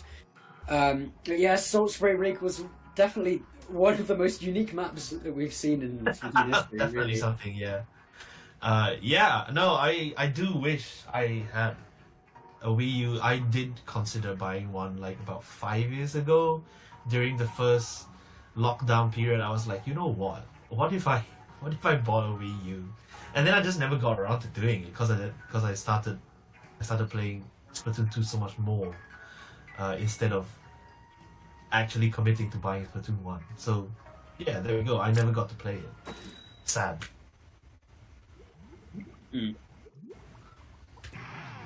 But it is the game that has brought us all here. I think it's very nice actually that it has become a staple of Nintendo's. Wait, hang on. Do you have a game? We have a game finally. You have a game? You played a game? Oh, Lunar Blaster and double Pale. That's crazy. Okay, huge changes. Yeah. Yeah. They've scrapped the leader, it seems, from the Hammerhead game we saw earlier, and they've decided to stick with the edit. They've gone for the Vanilla Pro instead. It's an interesting, with the recent buff, but that reslider is already going to do some damage. Oh my. Double from the reslider, and the follow-up on the tactical from, I think I figured out that is Zun now, on the Trinovo. They go Lunar Blaster from Nami as well. What is going on? Comps is so... The comps that these two machines is so interesting. They're having fun. I like that. But there was a really early checkpoint from Sata Andagi that there was like what, half a minute? It took half a minute for them to get a wipeout and jump forward on these guys. And there's already a player all the way up here, and you know that's going to pop the Rainmaker super fast. They want to knock this out. Oh, they nearly do already. Wow. And the drift on the crab. Oh my gosh. That's crazy. Nami, what a play from you. And the jumps in as well. They're not listening to this. Hang on, but they flipped the map here, essentially. Like, they're playing from the enemy spawn. It looks like the Rainmaker's going to get away and reset. My goodness. Oh, nice. And they're still fighting in there, in the enemy spawn. What is going on? Santa Andaki is crazy. This is what you do in opens when you know you can just hold forward on your opponents and let the one person deal with the objective. Will finally get punished by Irui here on the Vanilla Pro. Nice trade on that. And that is a wipeout on Sata Andagi, so nothing we can't do. Again, we'll be able to take mid and maybe get some points on the board of their own. We're going to reset the Rainmaker by the looks of it. Zip Castle's out front still. Hopefully we can get value out of it, but no, it's shut down by Zun. A little combo play from Sata Andagi, recognizing that the only threat initially was that, oh my goodness me, and they're just hammering them over and over again. The constant multi-kills from Sata Andagi, not giving a chance for nothing we can't do to breathe. And they're already back where they started, and still less than half of the game is gone, and nothing we can't do. Really need to find themselves. Need to figure out how to stop the Sata Andagi offense and make a comeback. That's crazy. The amount of stuff being chucked at the edit player here almost... I mean, that's some tough pressure. And you don't want someone like Tamako just running around behind you with a cooler up. They do actually manage to stop the Rainmaker though, which is, you know, a start. And now they have a cooler of their own. So, time to get some mid control. They're still jumping behind. They're all just jumping in. Oh no! What's the Rainmaker? That's crazy! No one's... That's wild. How have they let this happen? 2-0 now for Splat-Ten at the cost of some ignorance from the side of there's nothing we can't do. Oh man. And I feel like if there was something they could do in that game, it is keep an eye on the Rainmaker, surely. Yeah, sure. That was great. Just absolutely balls to the wall gameplay there. You know, they saw an opportunity and they were like, you know what, let's go. And they went, and that was great. That's just what you need to do. You just need to stay. You need to stay woke, guys. But that is 2-0, and Sata Andagi find themselves in a really commanding position. It is best of 5, of course, so they only need to win one more, and this will be the match point for them. Yeah, big win for Sata Andagi. Winning like that as well is definitely going to be playing on the minds of nothing we can't do. It's going to be tough for them to mount a comeback, especially now that they're down 0-2. And yeah, they've still got counter picks left. Obviously, we're moving to splat zones now, but I wonder what kind of approach they're going to go for with this next game. But I feel like this really does just favour Sata Andagi at this point because they're playing zones and they're still running the pencil. I'm sure it will be very comfortable for Sata Andagi to close this one out, Dory. Yeah. I do want to see if, nothing we can't do are going to put up like a real fight, try to get one game, or if you're going to see 4 brothers again. I hope we don't see 4 brothers again. I mean, yeah, it was funny, but I would like to see. I want to see them fight. I do think that they've got it in them. I truly believe they've mounted some great pushes. They've had some moments. They just need to be able to be more consistent on them. And of course, when you play against a team like Sata Andagi, full of super good players, you cannot take your eyes off objective, right? It's zones, so it's way harder for something like that to happen. But at the same time, you truly do not want to just give away things like that. I wonder what the VC is like right now. I wonder what the VC is like, whether they're just going, oh my god, you guys,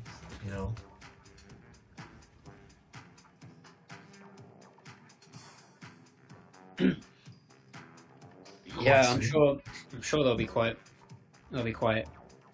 rattled by the way that game ended out. But if there's any chance to cause an upset and cause some drama, it's right now.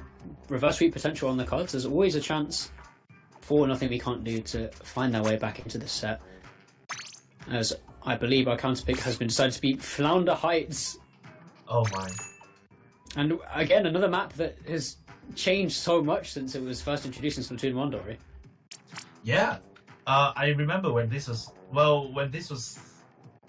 first announced, people call it Flounder Mid because there's no more height anymore. But there we go. This is the version we're playing on. So that's just what we have to do. I still like that it's got very much of the same kind of This is one of those maps in Splatoon 3 that feels so much better just because the rest of the maps in Splatoon 3 are truly kind of So there we are. They have to play around, they have to make sure that they don't let people slip in the gaps, and there are quite a lot of gaps on this map to slip between. And I feel like with the comp that Sata Andagi ran last game on Maycom, they ran the Trinabo instead and sacrificed a bit of range to, have some more area and some more fizzy spam to make up for it. I feel like for Flounder Heights they'll probably just run the same, surely.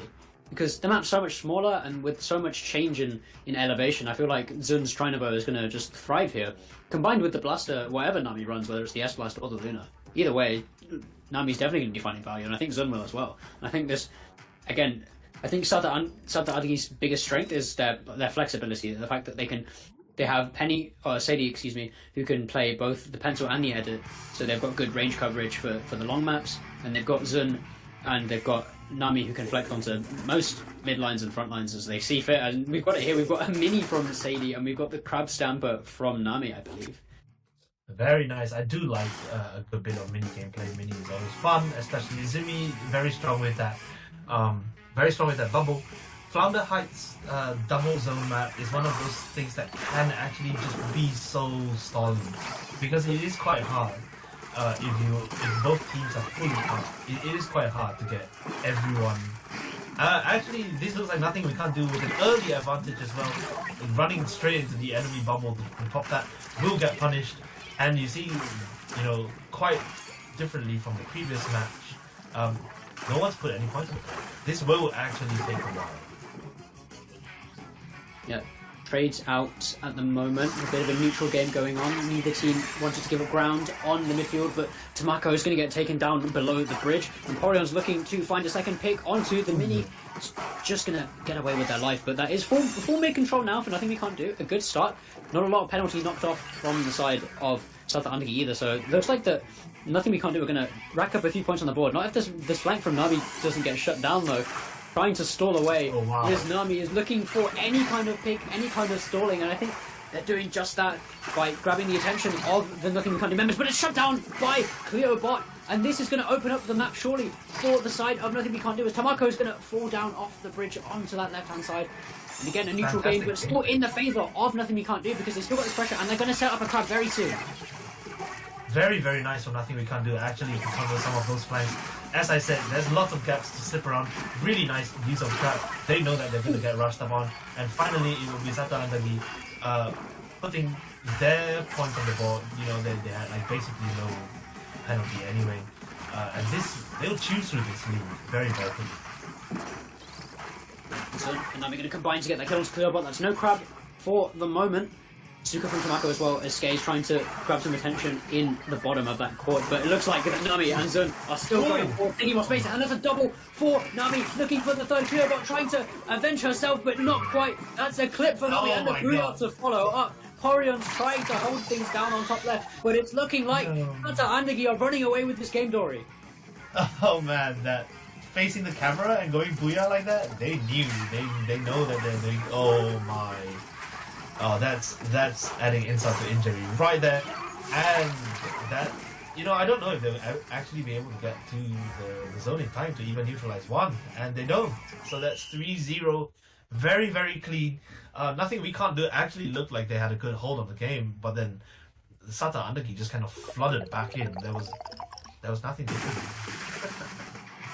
Yeah, I think the mistake there in that first sort of minute of the game for Nothing We Can't Do was that they managed to find the mid control, and they had one person watching the flank from Nami, which is great, and they managed to shut it down, but they just didn't have enough team sort of coordination on that top mid space, and didn't really push it further than their opponent's zone, so they allowed the members of Sata Andagi to crawl back in through their ramp and back onto their nest, and sort of gave them the opportunity to put pressure on their zone again and reclaim it, and that was sort of the beginning of the end, sort of.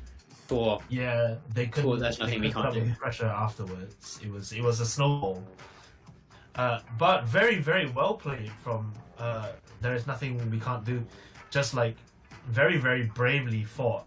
Nothing to sniff at. Having to go up against players of the caliber of Sata Andagi at all. So that will be Sata Andagi booking their place in the finals. And. Is it Grand Finals next? Yeah, we're not streaming the other semi-final, I think. So, next will be Grand Finals. Grand Finals indeed. I believe we'll be taking just a very quick break. Not too long, but we'll be back very soon to set up the Grand Finals lobby. So, grab your snacks, grab your drinks, grab whatever you like that you enjoy eating, because it's time for your Grand Finals, and we'll be back in about 2 minutes.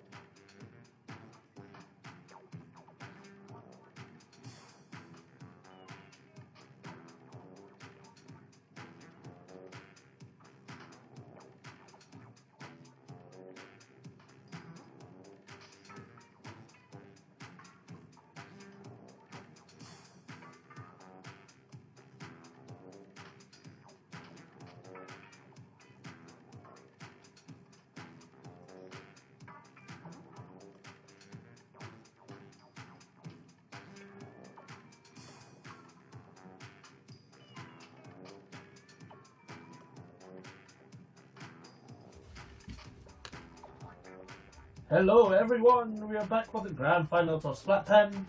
Just the celebration of Splatoon 1. I'm Dory and with me is Jason, the awesome commentator. Jason, tell everyone where they can find you on social media actually. You can find me on Twitter at JS000N. I believe I changed that, actually, I corrected that. And on Blue Sky at jace1n.bsky.social. Dory, yourself, quickly plug yourself before we get into our grand final. I think most of you know how to spell my name because I pop up in the chat. But on Blue Sky, if you put a dot before the word me, that's where I am. It's not the easiest word to spell, but call me Dory. It's fine. We are going to go straight into the grand final with Sata Nagi versus 3-point divers as kind of expected from frame 1. Just really strong players all around. So this was where it was bound to end up, I guess. And we're back with Mahi Zones, where we started the stream. Mahi Zones, one of my favorite maps, actually. I have to say, this is not a popular opinion. I feel like I liked Mahi Zones before the rework, but definitely the rest of the map, the modes, feel better after the rework. Yeah, absolutely. And, well, now we finally get to talk about both of these teams going up against each other. It is our Division 1 Looty candidates, 3-point divers, going up against our Div 1 pickup, essentially, at this point. Plus Zun, but that's not to downplay his skill in Sata Andigi. It's a big, big match now. This is the match we've all been waiting for. This is definitely, surely, I'm praying we get a Game 5, because we've had sweeps all day long. Surely this is the set where we go the distance. Yeah. I want to watch some of these players. They also know each other very, very well, given that they have been competing with each other for, months, if not years at this point. So I'm game. I'm pumped for this. I'm really pumped for this. Mahi Zones, we've seen what these players are capable of. There's probably going to be a pencil. There's probably going to be re-sliders. I know that 3-point divers has... no, they've got the 10th player, I guess. 10th's going to be very interesting here. So that's definitely a choice. I was thinking of Conroe, who's not playing today. So no buckets on that side. The ballpoint and the inkjet is also going to be fun.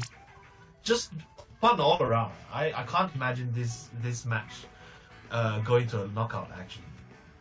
Yeah, that, and I think this matchup is definitely like the epitome of the hard current meta versus 3-point divers, and their response to not wanting to play the meta is how strong is one over the other. Is the meta truly the best, or is the non-cooler and crazy 3-point attack going to be the dagger that stops Sata Andigi from winning this tournament? And we've got a paintbrush, missiles paintbrush from Yaga, so that's a double brush.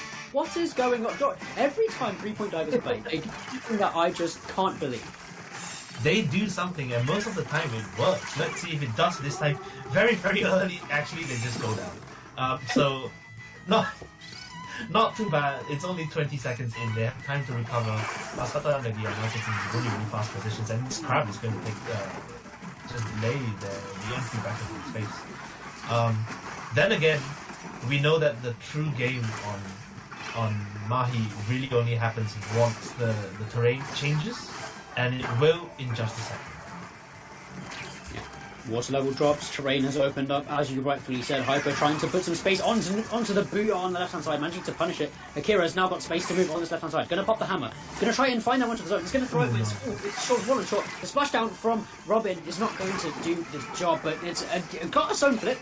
Good for them. And another inkjet's come out, but they can prolong this pressure. 3-point divers, as they're looking to completely stagger out their enemy in Sata Andigi. The zone is neutral, but they're going to cover it up just fine. And just like that, it was a series of staggers and a series of trades, but again, that's the game that 3-point divers want to play. They want to make you fall into the trap of taking those ones and falling into the trade game, because they're running a coolerless comp, so they're running more QR. So dying without cooler as the opponent is not the kind of death you want to experience. And they're going down again. I believe that was Nami on the top left getting taken down. Yaga trying to keep space on this zone. As Akira's looking to hunt for more. Getting his attention. He's going to find the trade in retrospect, but it's still Sata Andigi, aka Zun, holding down the fort for their teammate and just about holding the zone. And what a series of events to start the game off, Dory. Wow, actually that was really impressive. 3-point divers, they managed to nearly get to the. They held it for almost the same time as Sata Andagi, but they actually didn't. They looked nowhere near as comfortable as Sata did during their hold. But however, the kind of brushes running around and just being rats works. It's working. Akira is bravely running up against the Splatling and making the edit back up and just think twice about standing in certain places. It's very, very impressive to watch. And of course, you know, missiles on that is going to prove a bit of a difference. But Sata Andagi managed to pinch them, get pinched around their cooler, and that's a zone flip. Yeah. Yeah, they gave it up. The Briok came out from the right-hand side on the right island, but no one was keeping enough paint on zone for whatever reason. I don't know what Yaga was doing, but Hyper needed some help on that back line and was getting none of it. And as a result, they let the zone flip. Penalty still very low, but Chef Ramsey, aka Robin's going to get taken down, and that's another flip for the second time for Sata Andagi. I really think the 3-point divers misplayed it there, miscalculated, and should have really kept that zone. And honestly, they probably should have lead right now, but they don't. Yeah. It is strange. They definitely do struggle a little bit for paint. They have 0 shooters on the board, which is quite something. And even though Paintbrush does paint, it is also such a slow weapon that it's not who you want to be the one person on zone. However, Sata Andagi are now through with their penalty, and they're going to knock this out? I hope not, but I think they will, because Hyper's now down, and that's their main source of paint in mid. And the Booyah on the zone is going to ensure that takes one out as well, and that is the first match going to Sata Andagi. Very interesting. I guess I have to eat my words about no knockout, because wow, okay. Yeah, and you have to think that slight misplay on the side of 3PD, looking at that sort of final minute. You'd think that might have been the spiral that caused their issues, because the issue with 3-point divers comp is they've only got the missiles to work with for a set of retake, and even now in this game missiles aren't super reliable. They're not as strong as they used to be in Splatoon 2. So yeah. you really have to think about maybe they should change the comp going into this next game and looking towards their next counterpick glory. Yeah, very interesting. I mean, the double brush is. I wonder if that was like even a mistake on their part, whether someone hadn't finished fully picking their weapon or something like that, because that is a wild comp to bring against Sata Andagi, which is, famously very, very good at producing cooler. So there we are. That is game 1. We will move on to a counter pick. We're just waiting for 3-point divers to make that decision. But it is a little bit of a surprise. I must say that was quite surprising to me, that they would play like that. Yeah, be interesting to see what kind of approach 3-point divers will take for tower control, because I mean I've spoken to them a lot, and they know that tower control isn't their most strong mode, so they would have hoped probably rather to have seen it later in the set than right now, but unfortunately push has come to shove and they've got to play it now. And I don't think we'll be seeing Yaga play Tent, as I don't think they've only played it once, which was for that Rainmaker game at the beginning of the tournament in the group stage. I don't think they'll be bringing it out here, so I think it really is on Yaga to sort of find the right weapon to sort of bridge the gap in the, as I said, the lack of cohesion that the comp has, and sort of it's on Yaga to be that glue for the rest of their teammates. Yeah, it's going to be interesting. I wonder if they'll go back to something they're much more used to, because I certainly I don't think I've seen Yaga play missiles, anything, really. And I know Akira's going to stick on the brush. The brush is going to be fun in tower control, always good for getting people off the tower if you can approach. And again, zip casting at the tower is always going to be fun, but you know that Sata Andagi will have all that thought out. Like, maybe not. I don't think they ran to each other in Luti directly, but they definitely run into each other in public for these players over and over and over again, and that is the way the game is. So yeah, I mean, I just want to see them fight. Again, big fan of violence. So yeah. Yeah, these are the close matchups we've been waiting for this whole tournament, and we're getting them now. And now that we're off of zones as well, I feel like this is definitely playing more into 3-point divers' favour. because the objective isn't stuck in one place that you have to focus on for a lot of the game. And the way 3-point divers like to operate is they like to move about the map. They like to put themselves as far forward and as far spread out as possible on the map to distract and sort of distort the setup that their opponents have.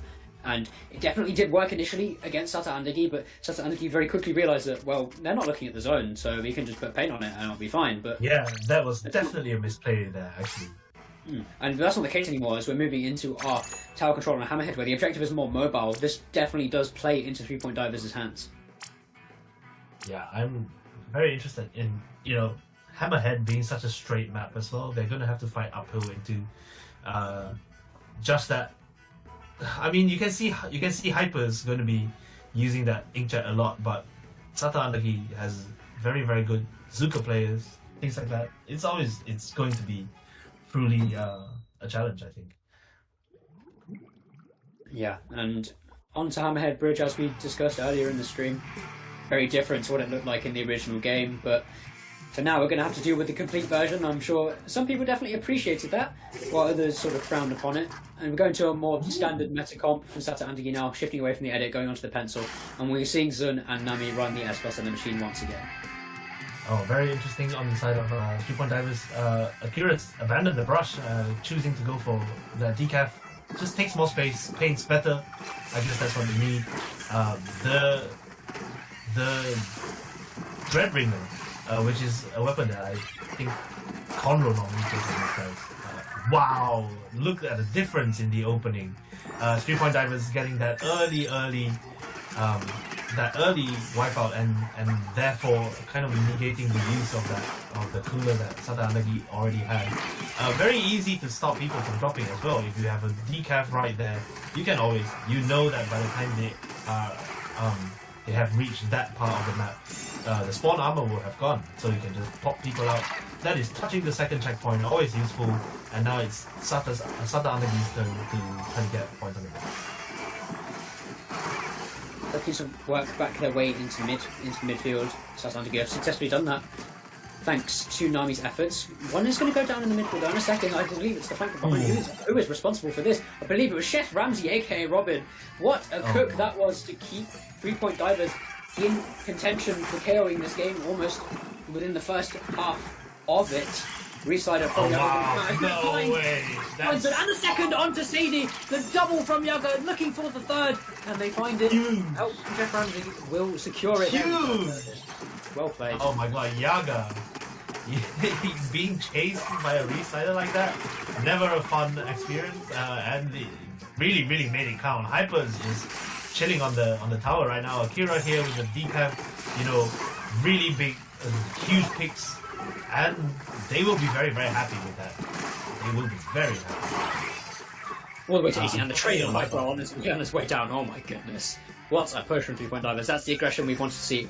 And yes, of course, let's talk about the comp now, because they switched to the custom blaster, but they put Akira on the decap and they put Yaga on the dread. They've got so much more paint than they did initially when they were playing on Zone's Mahi, but now they've got more paint. They can sort of match the paint output of Sata Andagi, and they can put more pressure on. They can get Chef Ramsey into these positions where he can cook, but Akira's going to get taken down, and Chef Ramsey's going to get executed as well. And the splashdown's not going to find anything. Yaga's reslider to try and take out Nami, but Nami dodges it. Wow. Excellent movement and the punish to follow up. Finally, Sata Andagi make their way into mid. Wow, they finally get points on the board, but that's like more than half the game. He dodged that Reslider dodge by just dropping off the platform enough. That was actually enough. Wow, just the finest of margin to these players. Really, it is Sata Andagi's turn. They do actually just get completely pushed by Chef Ramsey here. Absolutely cooking, unbelievable gameplay. The blaster is so powerful and so aggressive, and with this, bubble always seems like such a cheap thing to use on tower control, but it's so effective when used in an aggressive position like it has been here. Sweet Fong tries to go in, but there's no pain whatsoever for a single blaster, and so can't even reach there. Oh well, I take that back. 1v1 versus Hyper right now. Hyper has to back up now, and it's Sata Andagi pushing again. and I was going to hold his inkjet for when their teammates are back. Hopefully going to set it up to stop this right side push from coming through. As Suzuka comes out at the same time, and the Booyah, all the specials up, but there's I think it's a double from Marco. I believe one of the Zuka shots hit Hyperstar and managed to take him out of the sky. Yeah. And then the follow-up onto Nami, I believe it was, to set up a huge offense potential for the side of South Atlantic. Not if Marco is taken down so early as 3-point divers and finding their way back into mid. The reside is going to be pushed towards the tower. Sadie is going to have to back away here, surely. And so is Nami. And there we go, the jumps in are going to get punished. And just like that, so quickly, all it takes is one pick and 3-point divers accelerate so quickly with the Guru bomb. No, he's going to get traded out. Hyperstar is going to try and keep things on lock. And there we go, Chef Ramsey. Robin has done it again from behind enemy lines. Every time Chef Ramsey is cutting the ties away from the rest of the team of Sata Andigi. They can't find themselves playing together because of Chef Ramsey's cook. That was such a good bit. That double from the Booyah bomb could have been such a bad thing. Hyper was aware enough that Chef Ramsey cleaned it up.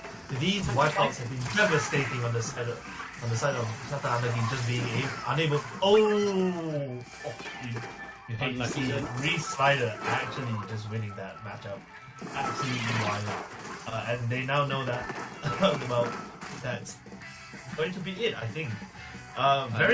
This was such a nervy game. They are going to just rush the tower at the moment. Okay, hang on. It's still keeping control. Hyperstar's gone down as well. It's just Akira on the flank behind. I believe that is Chef Ramsey taken down as well. The kitchen might be beginning to burn if Akira cannot find this pick onto Sleepfog, but no! Nami's going to find it, and it's now allowing Sata Andigi to file forward. The Booyah bomber, no, that's a kill. City's going to hold this. Gwen is going to dive, but no, it's straight now. It's just Sata Andagi left. Oh my goodness, oh my god, Sun! This is a huge clutch play that might have saved them the game. I put them up too. Oh my god. Sun! You are incredible! Oh my goodness, what a solo effort from Sun has kept Sata Andigi in it and has now put them on match No way! I feel like they definitely misplayed that. That was so sad. They had it in the bag, and then I think they just rushed the tower. They were just panicking at the end there. That was sad. They have to pick themselves out after this because they could easily have won that. There was a game that had 3-point Diver's name on it. The whole time it was theirs to lose, and they had actually managed to lose it now. So it is tournament point for Sata Andagi. I mean, huge credit to them for having the mental strength to play through that. But like that sequence of plays right at the end from Sata Andagi, that was absolutely devastating. My goodness. What an individual effort from Zun. How about that? Wow, just incredible. Yeah. Every time these UK tournaments happen, you think that maybe there's a player, someone, not just the normal players we normally speak about. We always talk about our Spark, our Chewits Mafia, our Ultraviolets. We always talk about those players. Maybe you can sneak a Return of Paradise in there. But no, today we've got different players. Today we've got Zun, and he is putting on a special show of the deluxe variety. How about that? Yeah, that was wild. What a game. I want to see 3 more games like this, maybe. But if Sata Andagi just keep clutching it out at the end like this, my goodness. This is no discredit to 3-point Divers at all. That was a fantastic game. Once I think probably a lapse of concentration right at the end. They had the time to wait it out and gather their resources, and instead they powered forward to the tower, which is understandable, but also tragic ending to that game. They actually just won. So it's up to them again to counterpick something, and it is Rainmaker again, another kind of moving objective mode. Very interesting. I wonder what they'll pick. We do have a limited map pool. So it is what it is.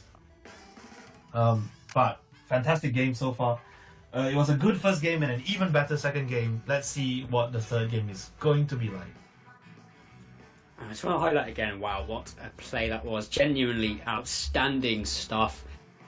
And we both thought the game was over heading into the final 5 seconds. Genuinely, yeah, I thought Akira and Robin had it locked down. They were grabbing the attention, but it was a trade out in mid between Robin and some member of Sata Andagi, and it was Akira trying their best to stall out Nami, but Nami found that pick that allowed that push to start, and it was Zun from then on, keeping that tower all the way, not allowing any member of 3-point divers to touch it. I wonder if I wonder how different that would have been if Akira had jumped out in that corner, because the player who was tasked with dealing with Akira had actually landed shot and turned away. I think they thought they might have done enough damage with but then didn't. And if Akira had jumped out, the game might have gone completely differently from there. But then Akira went down, and so on, and everything just kind of rolled into that amazing overtime comeback. We have now gone to Museum D'Alfonsino on Rainmaker. Again, these two teams are very, very good at this one. Let's see if there are any more comp changes. It might be very, very interesting. Yeah, absolutely. But to be honest, I think that was definitely a more comfortable comp for 3-point divers. They seem to be more interactive and more in control of certain parts of the map. Wait, it's Gren. Gren was the Sea Blast. Tamer's only just figuring it. Right, okay, well, enough about what's going on in chat. Let's focus on what's going on in this game, because we've now got an edit coming out from Sata Undergi instead of the pencil going into this Rainmaker Museum. Common pick that players switch off of pencil and go to edit for Rainmaker, as pencil's object damage is not that great. It's really its only weakness. So you can see, again, similar openings. So most of these teams tend to open by putting 2 players on the right-hand side to start with, but it's going to get shut down. 3 down already for 3-point divers. Not the start you want when your back is against the wall. Tournament life on the line. Wow. It looks like the Nami switched onto the Wiper as well, and it's just going to keep going. My goodness, Sata Andiki, it's just like the OT from the last game. It's like they're still going. They've not run out of steam, and they're not letting up now. Nah, that's crazy. Pushed to 42 within the first half a minute, and Sadie getting picked up here. Okay, so maybe that is the end of this current push. They do seem to have cleared all of Sata Andagi out. They are making now it is. Now that is very, very fun. Hammer again. They have finally made it safe. It does take so long with some of these teams because they're so good at ducking and diving and being rats, but there we go. That will be a pickup for 3-point divers. An early pickup, I might say, but then that actually looks like it might pay off. They go straight to the checkpoint, and that is 2 down the side of Sata Andagi as well. Yeah, I thought that inkjet was kind of misvalued, especially because the punish on the hammer didn't really need that. But then at max range, right before the inkjet ran out, Hyper managing to find Tamako, it was fortunate, and now the lead really isn't safe for Sata Andagi either. This is a huge opportunity for 3-point divers to get involved. They've got a Reef Slider to work with. Chef Ramsey's going to push forward, and the Reef Sliders come out as well. Someone's going to pick up the Rainmaker now, surely, but no one's getting the picks, and unfortunately, no one followed up with the Reef Slider, and the Rainmaker wasn't grabbed. And as a result, Hyperstar is going to get murdered on the enemy spinner, just like that, and it's back into mid for Sata Andagi. Again, I feel like on this museum, teams sort of beat up themselves, not really working with the resources they have, and they're allowing Sata Andagi just to get these picks for free. Yeah, that was quite unfortunate. The Trizuka from Tamako as well really, really forced the rest of the team back, but they all did actually just go down. These Reef-Sliders, they don't have follow-up as well, so people are just kind of trading out in mid. But, if you have the lead, a trade is always good for you. So, Sata Andagi sitting very comfortably, they actually have all mid control. The mid is completely yellow. They have to do something about this. Force that last player out, great, and then 3-point divers can start making a push again. That is an early, a really early Reef-Slider actually, and then now Nami's gonna just drop down with the hammer like that. Going to try and stall for as much as possible, for as long as they can. No way. I think the game's definitely settled into a more neutral tone, but still in the favour of Sata Andagi, looking to extend their lead, as 9 points is not enough. They clearly want more. Yaga's going to get taken down, and Nami's going to continue their way in. The Zuka combined. Chef Ramsey's going to get taken down. Someone check on Gordon, please. He must be panicking so much because the Rainmaker's just going forward. Traded out. Tamako finds Yaga. It's just the inkjet left to clear out this plat. Sleep Fong, aka Nami, will drop back into mid. But the rest of Sata Andagi are going to hold the spinner. They're going to stop the members of 3-point divers from going through, but they're going to give up this space. They recognise that they don't need to give up their lives here, but Zone's going to keep on fighting. Nice. Punished. Hang on a minute. And Sadie's too far forward. Nice. Hang on. a trade. Chevron's going to keep going forward, and Tamako is going to maybe just about get away with their life. Crazy. That's Ren great. almost found the opportunity to take out the Zuka. Speaking of, Tamako has almost got it. He'd probably set up a defense here, but yeah, very comfortable set to Anagi. Almost going Zuka here. onto Akira. It's not going to find the kill. A bit of miss-aim from Tamako. And the HS's going to come out as well. Surely now Cooper Dog's going to move. They found the first pick. This is the cue. No, they lost the Rainmaker. Out onto the Rainmaker. It's going to result in that push being delayed. They're still going to splash down to work with their Jory because it could still be a 3-point diverse lead if they play this right. Huge pick. Now they don't have a defending Trizuka. And Oh my gosh. Nami drops early to get picked up by Hyper like that. That's really alert on the side of Hyper. Slightly nervy gameplay from Harlem. They can push. 27 is not fatal here by any means. They do lose the Rainmaker. It will take some time. Akira is really cleverly hiding somewhere, trying to get. Nami will stall the Rainmaker somehow. That just actually wastes so much time. I love doing that as a kind of like defending move. Just make sure you keep touching the Rainmaker. It's fine if you die. It just takes 10 seconds off the clock. Again, very nice decided, but I think that is actually going to be the end of 3-point divers. The jumps in at 12%. That's it. Absolutely, that is game. They should take the 50. They're putting it on that spot. Oh my, that is Sata Andagi as the champions. Just like that, in a sweep fashion. We thought we were getting a game 5, but no, Sata Andagi told us that they are truly the best team in this tournament, and rightfully so. After that comeback in game 2, into snowballing through game 3, Sata Andagi are your Splat-Ten champions. That was very well played on them. Some nervy moments, 3-point divers with some really good pushes. Nearly going away with game 2 as well, but Sata Andagi just managing to edge it out every single time. Very clean fashion. I don't think they dropped a single game all day. So yeah, GG's friends. Yep, GG's. Before we depart, we still have a couple of things to readdress. We've still got our other celebrations and other events going on in commemoration of the 10-year anniversary. First up, we've got the DRIPFEST, where you can show off your cool Inkling drip going into the summer, and I believe we have specific themes set up for each round. So !DRIPFEST, please join the Discord server if you want to participate in that. And we've got an art contest coming up as well. We've got incredible art from our UK and non-UK artists. If you are a non-UK resident, you can still enter the art contest and have a crack at the prize for that. So please join the art contest. Again, everything is in the Splat UK Discord. And of course, Dory, we've got one more tournament that is lined up for us later today. Later today. Oh, that's the CCA one, right? Yes, sir. The NSE versus CCA. That's a good one. I wish I was casting that too, but they have all-star caster Pat J dealing with that, and a really good team. The CCA has run for a long time. NSE has had its own fair share of amazing champions. Is it 8 teams from each side as well? You get a rail tournament going on.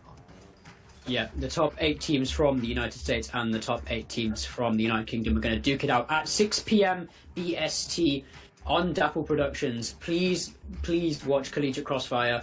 It's going to be a lovely event. We get to see the collegiate teams from both sides of the ocean take part, and I'm going to be there as well.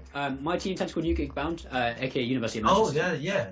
You guys are playing. Yeah. I'll be there. So please cheer me on, and please cheer the rest of the UK on as well, because we're going to need it.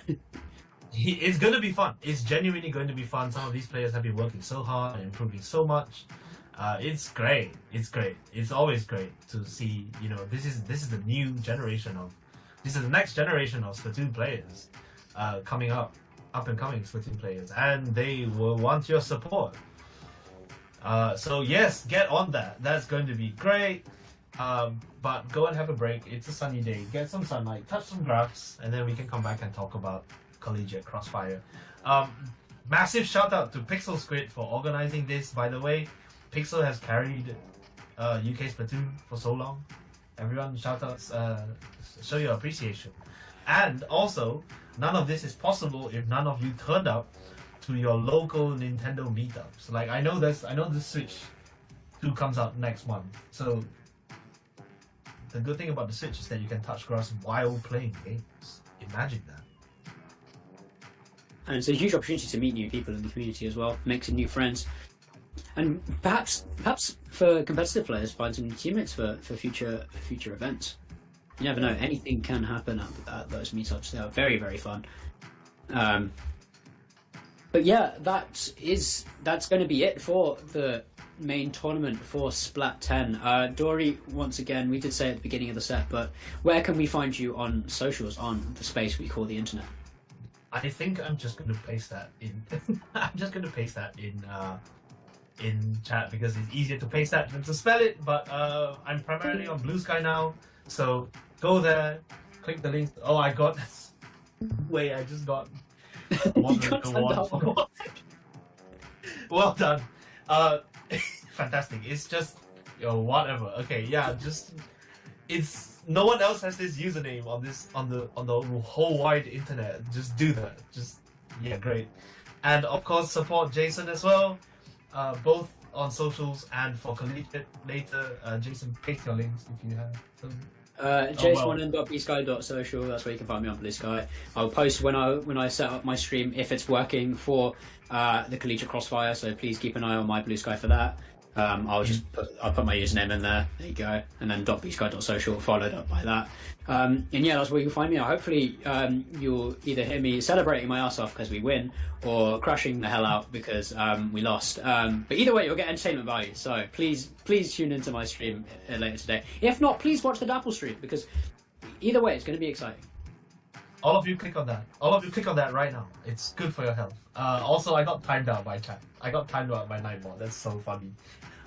Thank you again to Pixel for handling that. That is my Blue Sky handle. Yeah, I post art sometimes. I post music. I rant about Splatoon, best game on the Nintendo Switch, by the way. Also play Xenoblade X. Great. That's it from me. And that is it from me as well. I've got nothing more to add. Thank you so much for watching Splat-Ten. Please do continue to participate in the events we have in celebration of Splatoon's 10-year anniversary. And thank you so much for watching. We'll catch you guys next time.